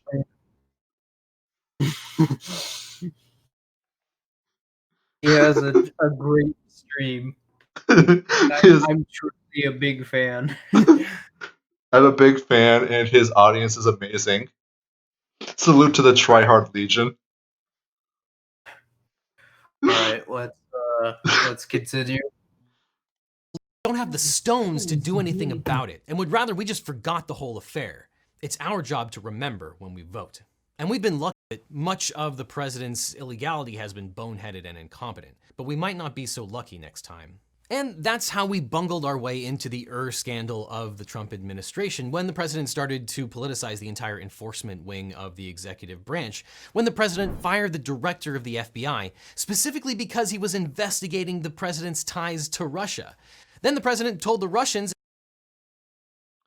I mean, there's not really much to say there. We know that Cohen was unbelievably politicized. He was unimaginably terrible at even the job he was supposedly supposed to be doing, and inserted himself into a crap ton of investigations. You say you use the term politicized. Well, that implies that there's like an objective, non-invested role for the FBI. We need a new term. We need a new term for that because what I'm referring to when I say politicized is he basically acted in such a way as to demonstrate a preference for one candidate over another during an election, which is. But did he really, or was that just the narrative the state was trying to create? Well, he did. You don't even know what they really think. It's hard to tell. It's impossible to say what they really think, but it's like, if you recall what happened, this was like, I think it was mid 2016, or no, it was like fall 2016, right before, like a month before the election. He did a press conference where he basically admitted that Hillary Clinton broke the law, or rather broke legislative decree, and then recommended that no charges be brought against Clinton. Yeah, I remember that. And it's just, I understand why he did that, but you can imagine that there was a lot of conservatards who were thinking at the time, why the hell did you do that? Why would you do that? Except because you want a certain candidate to win over another. Because Hillary Clinton's part of the state class. Yep, and so is Donald Trump. Why? Yep, and that's exactly why. But because a lot of conservatards have not internalized that, they have a hard time, well, conceiving of reality as it actually is. But beyond that, let's continue. In a secret Oval Office meeting, I faced great pressure because of Russia. That's taken off. And then. Oh yeah, we should actually talk about the Russia stuff. That was my God, false. Please not. I mean, I think that's all we'll say about it, is that it's false. And continuing on. The president admitted to the entire thing to Lester Holt on national television. When I decided to just do it, I said to myself, I said, you know, this Russia thing with Trump and Russia is a made-up story. It's an excuse by the Democrats lost an election that they should have won. And then, as we know from the Mueller report, there was an entire... That's an admission? I just admittedly am so uninterested in this. Yeah, that's at this fair. point. That's fair. I guess I'm kind of kind of grasping at straws here. I'm kind of just waiting for him to get to the. All he's talking about were like a series of distraction stories over the last 4 years that I tuned out because I was more interested in the terrible war atrocities that were going on, being perpetrated by the U.S. government, and all these counter-economic movements that were booming. That's ultimately still what you should be more interested in, because those are the things that actually matter. Mm-hmm. And then, as we know from the Mueller report, there was an entire scheme to cover all of this up. The Mueller report is practically a flashing red siren that says that the president and his accomplices engaged in an obstruction of justice on par or worse than the Watergate What's scandal. going on And with yet- like the political economy literally collapsing under itself right now, and how all the state cultists are pretending like nothing's happening. Well, they want you. We have the best jobs market in like recent history. Like, are you fucking kidding? I unironically heard as recently as like a month ago that Styx Hexenhammer guy say that. What world are you living in? It's certainly Like not the 30 real world. It's like 40-something% real unemployment right now, to the point where checks from the Department of Labor are fucking bouncing. The interest rate is set to, I think it's actually negative now. And then on top Wait, of that, when did that happen? It was a couple. I want to say it was. I'm not even sure it's in the U.S. yet, but I've been seeing like over the last couple months more and more central banks setting their interest rates to the negative. But and what was that one that we saw? 25% of all dollars in 22. circulation were printed this year. Yeah. 22. And by the way, I'm looking at the current federal funds rate. It's currently at 0.25%. All right. Oh, you're correct. So it's not at negative interest rates. And the reason I got a little worried when you said it's already at negative is because that's the point where you need to get your money out of the bank as quickly as possible, because Yeah, I saving heard somewhere that it was. I'm sorry about that, but it isn't. I know that there are a lot of banks in Europe that have already started to go to negative interest rates, but yeah, considering 22% of all dollars that are in circulation were printed this year. It's not going to be too long until the banks start doing that. oh In yeah, fact, that's the purpose of the lockdown, as we were talking about in the previous streams that we were talking about this. The purpose of the lockdown is to try and control the supply of money entering into the political economy. and nowadays the lockdown itself has actually become a distraction story, because a lot of conservatard news, like a lot of conservatard second stream sources, I know that they've been talking about on Tucker Carlson, have been discussing how the lockdowns have actually resulted in a lot more problems than the coronavirus has: increase in joblessness, increase in divorce, increase in drug abuse, increasing in suicides. All of this genuinely horrible stuff that is true, but it's also ignoring the kind of looming threat that is a result of things that are happening that we are being distracted away from, because, well, we're focused on a whole bunch of other abject nonsense. Anyways, Contradictions in the political economy, when you have to literally use force to try and shut everything down in order to sustain it, but doing so causes everything to fall apart. beautiful. Anyways, continuing. For prudential reasons, they decided not to refer it for prosecution, hoping that the legislative branch would do something about it. And of course, unfortunately, they did not. But that doesn't change the impropriety of the underlying conduct. And the second half of almost equally damning, that even if the Trump administration and the Trump organization did not engage in actual conspiracy and collusion with the Russians, they still solicited and encouraged illegal hacking for their own personal gain, and certainly benefited from that hacking. And then, of course, there's a whole raft of pettier but equally damning malfeasance. For example, the president's solicitation of emoluments. Now, granted, there are I'm just open going to fast questions forward about here the because this limits is not of the interesting. emoluments, as well Thank holding office, God. which his business partner, including When I was running for real. Don't want to hear him. exercising their First Amendment rights to get a photo op in Lafayette Square. And again, this goes to the heart of the democracy, which is probably Wait, what did you incumbents say? get a huge advantage. He's turned the government into his own personal campaign and fails to punish government employees who violate the Hatch Act. And again, this goes to the heart of the democracy.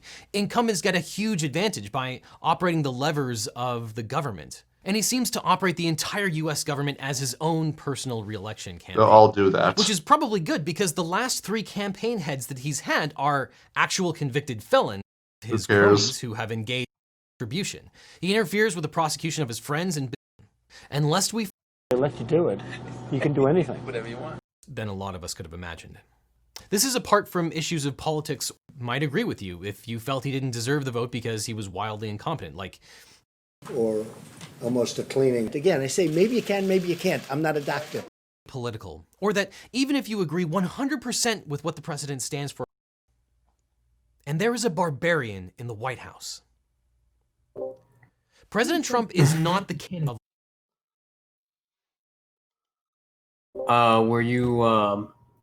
Were you at the part where he said there's a barbarian in the White House going back to the Roman Empire? Yes. That's pretty cringe. I mean, I kind of like the parallel because the United States government is going to fall in a pretty similar way to the Roman Empire, except that it'll be compressed into a very short amount of time, rather than a gradual decline that takes place over centuries.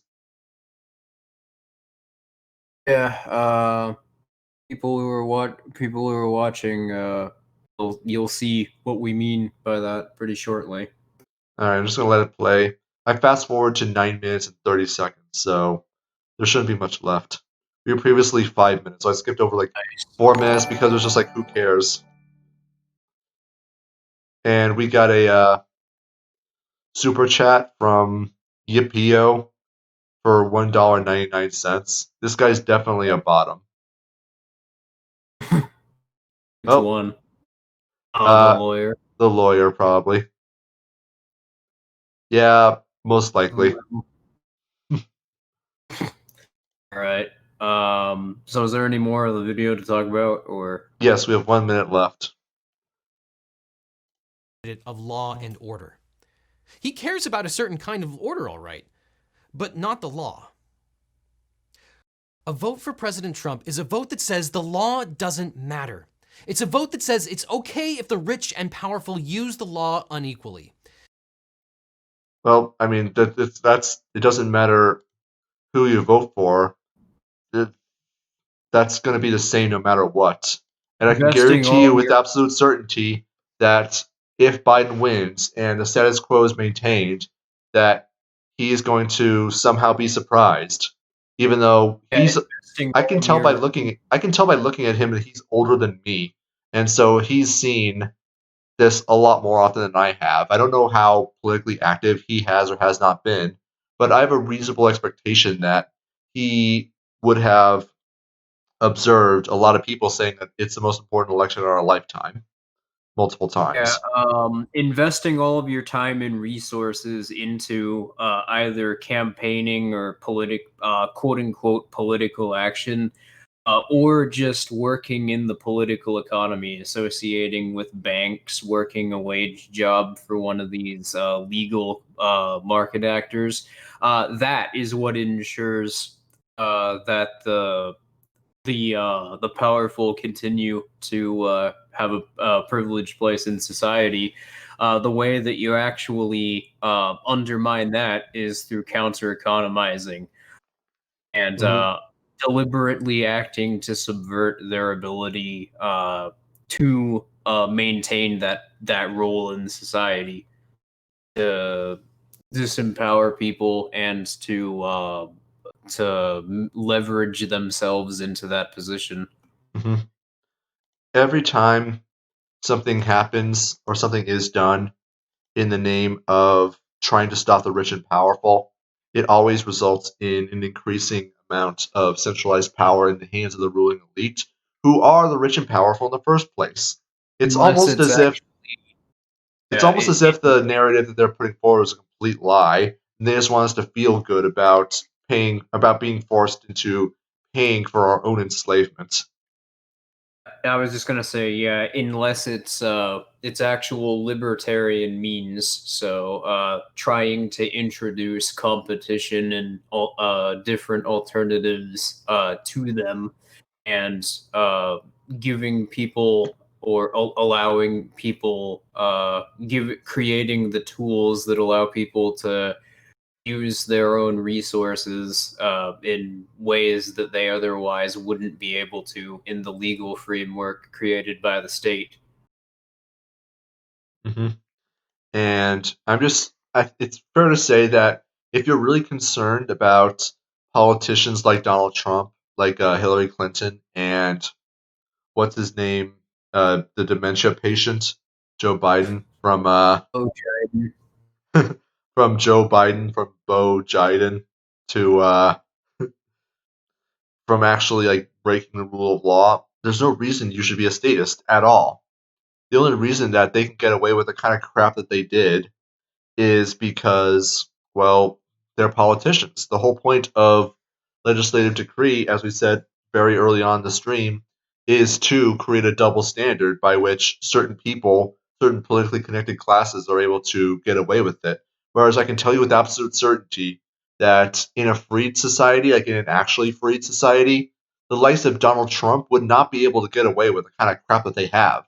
And it would be the same thing with any other politician, because anyone who tried to engage in the same actions that they do as state actors, they would just get a bullet to the back of the head, because people would be defending themselves against their predation. Not saying like they would be murder or anything. Let's come on. I know people are going to take that out of context, so I kind of have to add that in there. Self-defense. There is no such thing as murdering a politician. I'm just saying. You can't murder a politician. Anyway, should I hit continue? Sure. It's a vote that says criminals will not be punished. But that only happens if we allow it. I still believe the law matters. There is so much dead air. I mean, I noticed this very early on in the video, and he got a little better at it, but there's just these uncomfortably long pauses that are just like a few fractions of a second longer than they need to be, and it's kind of uncomfortable. You know what I mean? Yeah. Like sometimes, I definitely noticed. Mhm. Like you'll notice in my videos, I'll make my pauses in certain ways. That's just the way I speak. I'll take the form of I'll just pause what I'm saying, or just repeat what I'm saying in order to like buy some time for me to collect my thoughts. But for him, it's like I don't know if he's collecting his thoughts or not, or just needing time to read over the script that he has right in front of the screen, or right in front of him, but behind the camera. But it's very weird that he's pausing a little longer than he needs to be. Well, yeah, it's emotionally manipulative rhetorical tactics, like I was alluding to earlier, the passive voice thing. You see, he's And not. at the beginning of the video, where he prefaced all this by trying to argue it's not about politics or what allegiance you side with, and literally the entire video is just chilling for his political allegiance. Mhm. And I can guarantee you with absolute certainty, conservatards say exactly the same thing. It's not about it's not about politics. It's about a dementia patient being put forward into the most important job in the world. It's about making sure that criminals aren't able to use the levers of power to enrich themselves and enrich their family at your expense. It's about making sure that downplaying the terrible things that the person that they're shilling for has done to the point of engaging in actual factual dishonesty. Mhm. Forget about actual factual dishonesty. What about war crimes? Deploying white phosphorus is a war crime. Yeah, he didn't even get into all the stuff that the state media doesn't talk about. That's because you'd have to actually get into criticizing the function of the government. But yeah, Donald Trump has committed various war crimes, or at least the government under Donald Trump has since 2016. The Mhm. deploying of white phosphorus, what's going on in Yemen right now, for instance, the bombings, even though that's not even spoken about in state media. And That there's basically a war going on there that's been undeclared. there's also the you remember in January of this year when the Iranian general was hit with a drone strike? Yeah, and how that was quickly forgotten about, and what little was spoken about it. It was totally just poisoning the well with how terrible of a guy the general in question was. Mhm. And there's no discussion whatsoever about the extent to which Trump personally threatened to have the Iraqi president overthrown if he didn't cooperate with his plans to kill this general. Yeah, About how both of he those.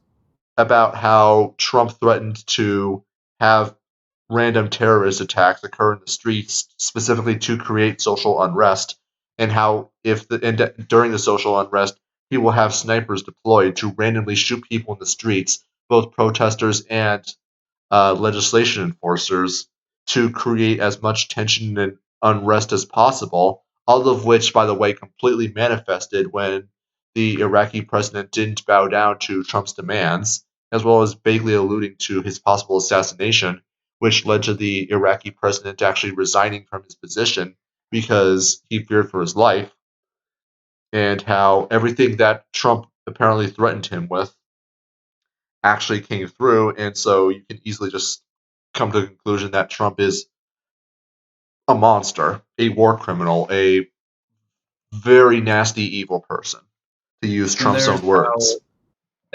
how the U.S. government has been deploying over 100,000 drone strikes every year since 2016, more so than any other previously. Yeah, that's freaking ridiculous. It's I mean, that's what your tax dollars are used for. It's for the purposes of bombing brown people. Now, And then there was, of course, the U.S. government's role in funding the development of the coronavirus. I have a feeling that Trump knew about that for a very long time. I wonder if what was that medical exercise that's like 203 something? Yeah, there was a leaked memo that came out shortly before the coronavirus leaked, which was I think, was it a FEMA document detailing what would happen in the event of a outbreak. No, it was like a war game where a lot of agencies planned about what would happen if a coronavirus from China were released into the United States. Oh yeah, And it was like something 203, and it was remarkably accurate to what actually happened. yeah. Which, for those of you who don't know, it's pretty common when the government is going to engage in gay ops for them to create these strategic drills, so that if their plan is exposed before they're able to actually to go through with it, they have these drills to fall back on and say, "Oh, it was just that's not something we were actually planning on doing. It was just a drill." hmm There was one for 9/11 too. It was a document created in 2000, I think, that was detailing. It was exactly the same. It was, I think it was for NORAD. It was detailing what they were training for, what they were supposed to do in the event planes were hijacked and flown into the Pentagon. hmm And I also remember after the Florida Parkland shooting. You remember that one, the Stoneman Douglas shooting, the one that was clearly a false flag. Yeah, That that one a lot of the students, like as that happened and they were out in the parking lot being interviewed by the news, that a couple of them said that they actually had a mass shooting drill not long before the actual mass shooting happened. If you look at a lot of the school shootings that have happened, particularly in recent years, the ones that blew up and got a lot of news coverage, a suspicious amount of them happened roughly around the same time that the school was the school that in question that got shot up. Those schools all had school shooting drills roughly around the time that the school shooting actually happened. Mm-hmm. So, anyways, there's not much left in the video, so let's finish it up. By roughly around the time, I mean like within the week of the shooting. But anyway, I still let's believe continue. in justice. I hope you do too. And I hope that you consider the rule of law when you vote. All right, video's over. Now, just for the record, I do consider the rule of law. However, we have completely different understandings of the rule of law. Legal Eagle is under the impression that the rule of law is the domain of state arbitrators, from state legislators, that whatever they decree, whatever their opinions are, is the rule of law. Whatever the precedent is as set forth by a judge, that is the rule of law. However, he cannot demonstrate that it could be anything that could possibly even resemble a law in the first place. Laws are universal. Laws are objective. We may not have a complete understanding of the law, but that's the point of using logic and science to try to figure that crap out. We are able to learn about the law because it is external to our understanding of it. We know that it works, and it's up to us to discover it. It's not up to us to invent it. You can't, and to call government legislation the rule of law is to create some kind of parallel to the laws of physics or the laws of thermodynamics or any other kind of scientific domain. It's not. It's not even close. It's completely random. It's completely arbitrary. And I think anyone who even remotely is able to observe how legislation works externally without trying to insert themselves in through the political process, they're going to find out pretty damn quickly that a lot of how right and wrong is determined in these parasited upon societies is absolutely freaking broken. Now, I do believe in the rule of law. However, I believe in natural law. I believe in the understanding that there are certain actions that people can take that are unjustifiable. Things like theft, rape, kidnapping, and murder. That those actions cannot be logically justified in any free society where dif- where dispute resolution is going to be decentralized among a large number of competing private arbitrators, that they'll quickly rediscover that a lot of how to determine right and wrong was never under the dominion of the state in the first place, and that fundamentally the state never had any legitimate claim to rule over society in the first place. With this in mind, sorry. Yeah, just what I was gonna say is that observations about ethics, ethical claims are just claims about whether or not certain actions can be coherently justified. Justified as in from whether or not you can show them to be consistent or to be coherent rather than in the morally loaded sense. So properly understood, ethics are just sort of a base foundation of what of things that are or aren't justified in social interactions between different people.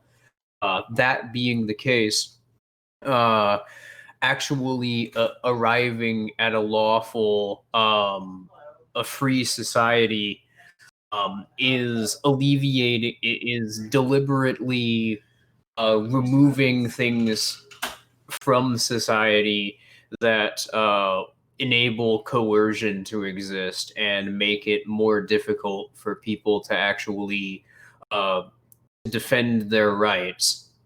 So, the rule of law, for lack of a better way of putting it, actually stands directly in the way of law being any sort existing in any meaningful sense in society, because it allows people to exist by default in a position of in a position of privilege over others.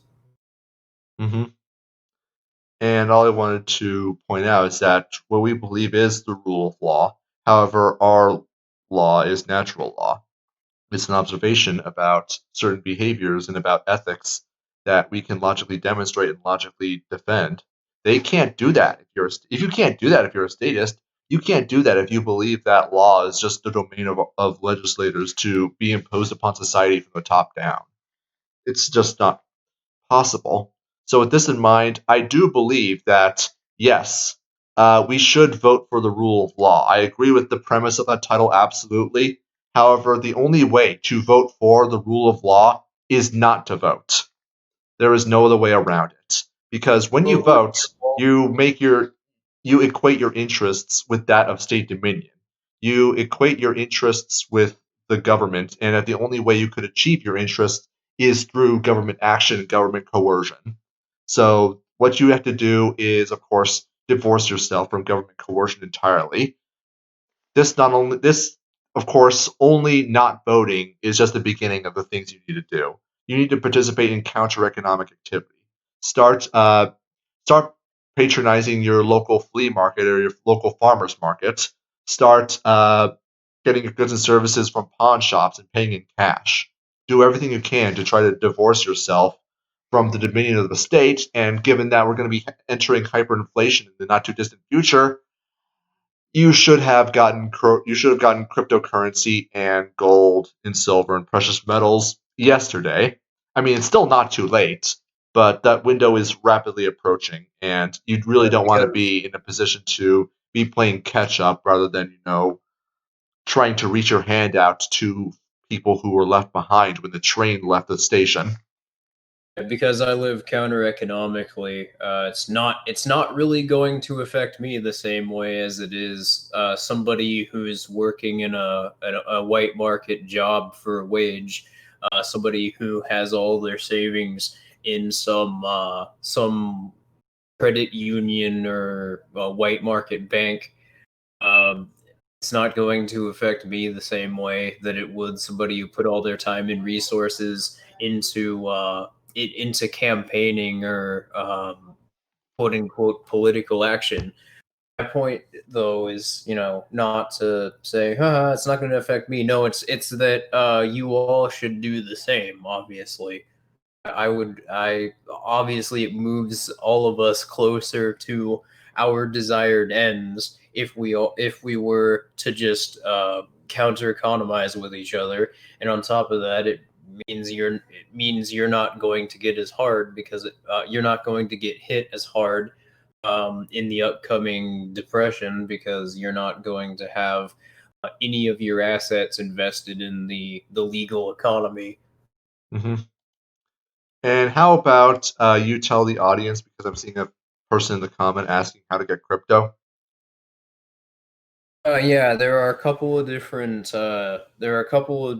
exchanges that you can use online. Dexes, which basically you can trade US dollars for cryptocurrency. Um, Funnily enough, if you go to any sort of stores, although I wouldn't advise doing that, it's you. The point is that you can pretty easily find Coinstar machines. You can they all have some cryptocurrency on them. You can have them. You can put in change and have crypto deposited into a wallet that you give the machine, and those are pretty readily available anywhere. And then there's also, what I would recommend more. If you go to the farmers market, you can find people who have crypto wallets there, since farmers are pretty savvy with cryptocurrencies due to 2018, them just being absolutely destroyed by tariffs. They essentially had to get into that market before everybody else, and because of that, it's not uncommon to find people selling food who have crypto wallets, and you might be able to trade with them. Uh, might be able to exchange in some way exchange for cryptocurrency, and they'd probably be willing to probably whatever you give them, they'd probably be willing to give you a lower amount of cryptocurrency, but that's just because cryptocurrency has more utility, so it's by default worth more valuable. Hmm. Other than that, like I don't really have anything to add to that. Cultural is just asking, how do you spell that? Spell Dexus. DEX. It's an abbreviation. It stands for decentralized exchange. All right, so it's DEX. Yeah. There's like that describes hundreds of different websites. So All right. So, anyways, I think we're just about done with the. I think you're just about done with the yeah, stream. we're done with the stream. So thanks for watching, everybody. If anyone, let's try something a little different. Does anyone have any? Since we fixed the problem where we're not 20 seconds behind anymore, we can basically do real time chatting with the audience. So if anyone has any questions they'd like to pose to us, I think now would be a good time for you to drop something in. Good idea, because I would love to interact with the chat a bit more. Hmm. I see a lot of people, as you were talking about exchanges, that people were warning do not use Coinbase. Yeah, that goes without saying. Yeah, don't use Coinbase. Don't use any centralized exchanges. Basically, any site where you have to give out your ID, that's a red flag. They're going to use that to try and track down your finances in cryptocurrency. Hmm. At the bare minimum, if you have no choice but to use it, which honestly you don't, then move that currency between multiple decentralized wallets as best you can. Now let's see here. George asks what our thoughts on the Gravel Institute are. We talked about that on Saturday, I think, and they're basically just a bootleg PragerU. There's really not much more to say about that. The PragerU that appeals to the different political allegiances, and I have about the same opinion of them as I do PragerU in terms of the substance of their arguments. Although their presentation style is terrible. I hate the way that their graphics look. It cuts into my eyes. It's like physically made of paper. Yeah, it's like they're PragerU, except they're unpleasant to look at. So there's really not much more to say. Phantom Thieves of Hearts asks, can you do a video on the Holodomor? Sure. Although I was gonna mention that in the video that I'm working on, which is the first episode of a series I've been planning for a while now, called Breadlets, which is essentially just picking some of the lowest hanging fruits in the bread tube community that spam out shit content so regularly that if I were to respond to all of it, it would just be dedicating the entire Backalley channel to response videos, and I don't really like doing response videos anymore. So I know that people enjoy watching them, which is why I decided to actually even address them in the first place. but I figured that I could wrap it up into a sort of a general series responding to their channels, and general problems with their content. And it's going to be the first episode of that series, Breadlets, and it's going to be somebody. See, at some point they talked about the Holodomor, and I'll be mentioning it for sure. And that's what I think is going to be. That's what I think is going to be happening soon. Like the Stalinists always go to, oh, the Holodomor didn't happen. Although I have heard a few that say, oh, the kulaks deserted for hoarding grain. Yeah, I'm kind of surprised more people haven't challenged the Holodomor denialist rhetoric. I think fundamentally, even if it's true, the argument is put forward as like a vindication of these regimes. But their argument, at least the ones that aren't completely off their rocker, their argument is just fewer people were murdered in mass than what those capitalist propagandists say. They don't even realize how like terrible they're making themselves look when they put because best case scenario, they are still arguing for mass murder. It's just, oh well, not as many skulls were cracked as they were claim. Even if they were, even if what they were saying was true, even if what they were saying had validity, it's a matter of tens of millions of people were murdered instead of hundreds of millions of people. Mm-hmm. And it's just like it somehow justifies a mass murder that mass murderer killed fewer people. You see, why the hell did I say Marilyn Manson? Charles Manson wasn't so bad because he only killed a few dozen people. Whereas if he killed a few dozen million, then he would have been a bad guy. But because he killed fewer than that, he didn't do anything wrong. It's the same thing with Hitler. It's the same thing with Hitler. It's the same thing with Stalin. There's all sorts of apologists about genocide, and they're always going to try to come up with all these ridiculous excuses. Then there's, of course, just I guess I could briefly go over, a lot of the problems with Holodomor denialist rhetoric. It's shared by Holocaust denial rhetoric, where they shift around categories in order to try and fudge the figures. They rely heavily upon the fact that documentation around certain events is kind of iffy, even though the Soviet Union is sort of well known for destroying documents or obscuring information.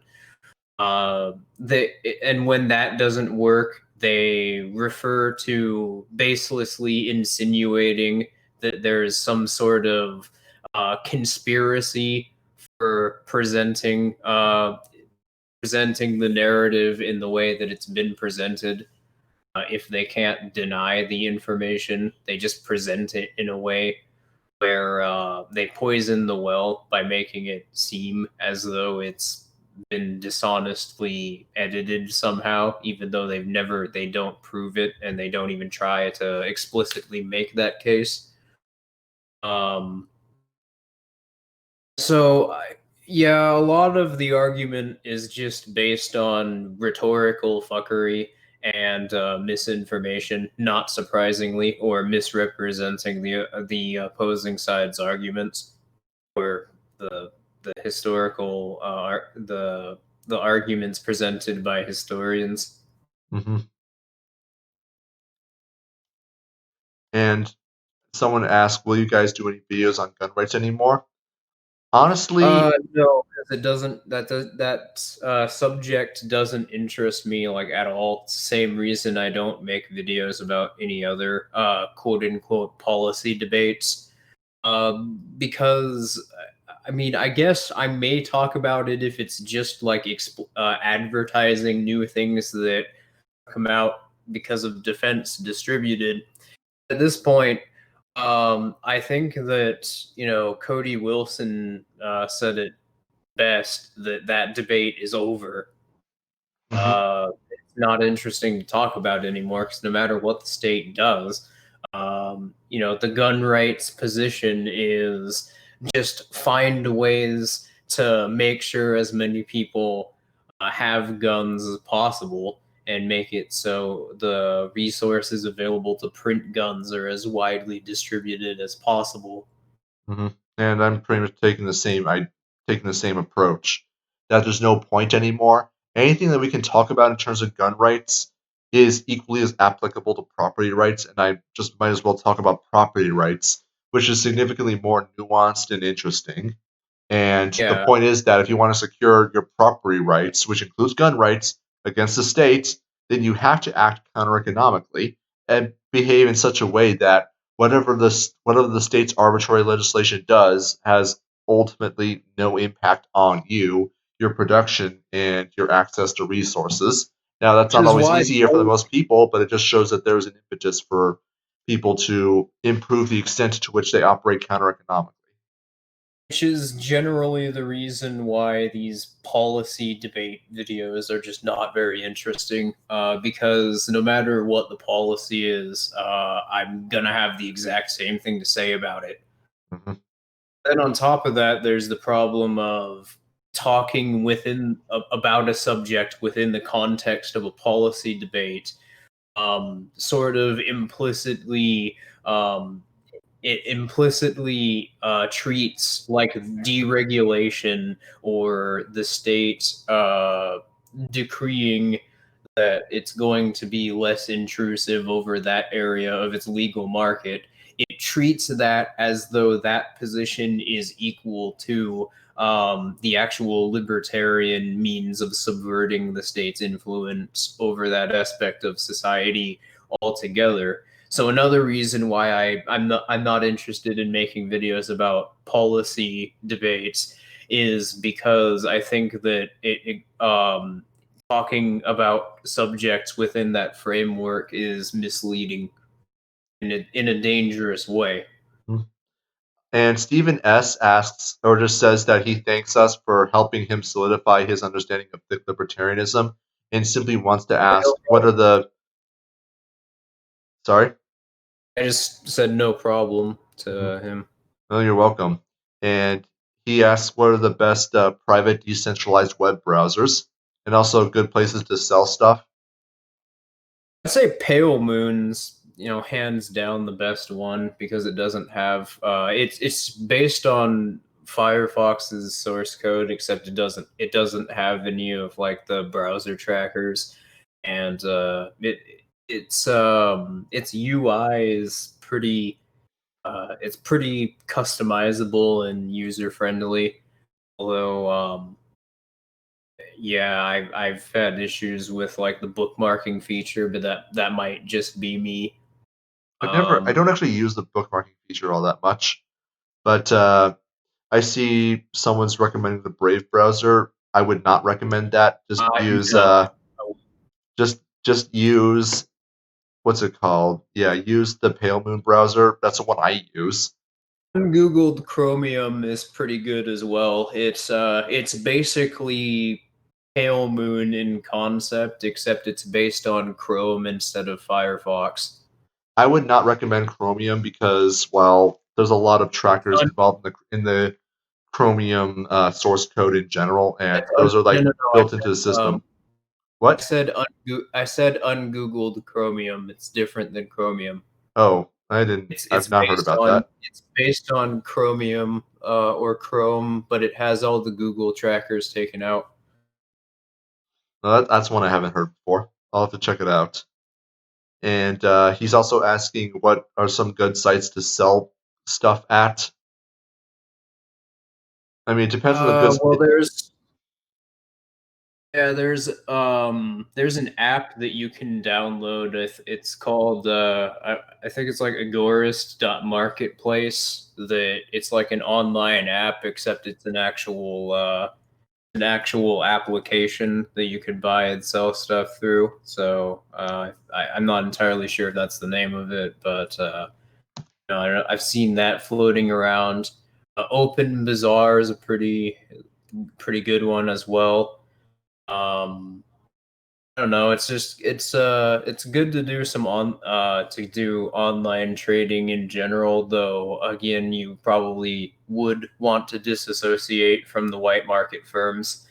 Right now there isn't outside of like selling stuff through online marketplaces or through like social media sites, like creating listings, there's not really a good way to get around that, but or a consistent way to get around that. But that'll be changing pretty soon. I mean, another site that's kind of obvious, but also one that people don't really think about is Craigslist. It's pretty well known, and it's pretty easy to find stuff in your local area, mostly because I think it's very well known, very popular, and you can still find listings for most kinds of goods and services you can think of, and it doesn't really engage in any commerce itself. It just links people together who want to buy and sell a particular good and service and enable them to transact person to person, peer to peer. In a way, it's kind of unintentionally a peer to peer marketplace. And it's actually not a terrible place if you want to go, uh, gray, not only for gray market transactions, but also for gray market employment. Yeah, that's definitely one that I'd recommend if you can't use any of the others. Though ideally, you should self-employed entrepreneurship in the gray market or black market is it's optimally subversive, and it gives you more control over your resources specifically. Mm-hmm. Now, yeah, I think that's all the time we have for this. So I think we should wrap this up. All right. So yeah, everyone, thank you for stopping by, and yeah, Craigslist. Yeah, Really appreciate it. thank you for stopping by, and we'll see you next time.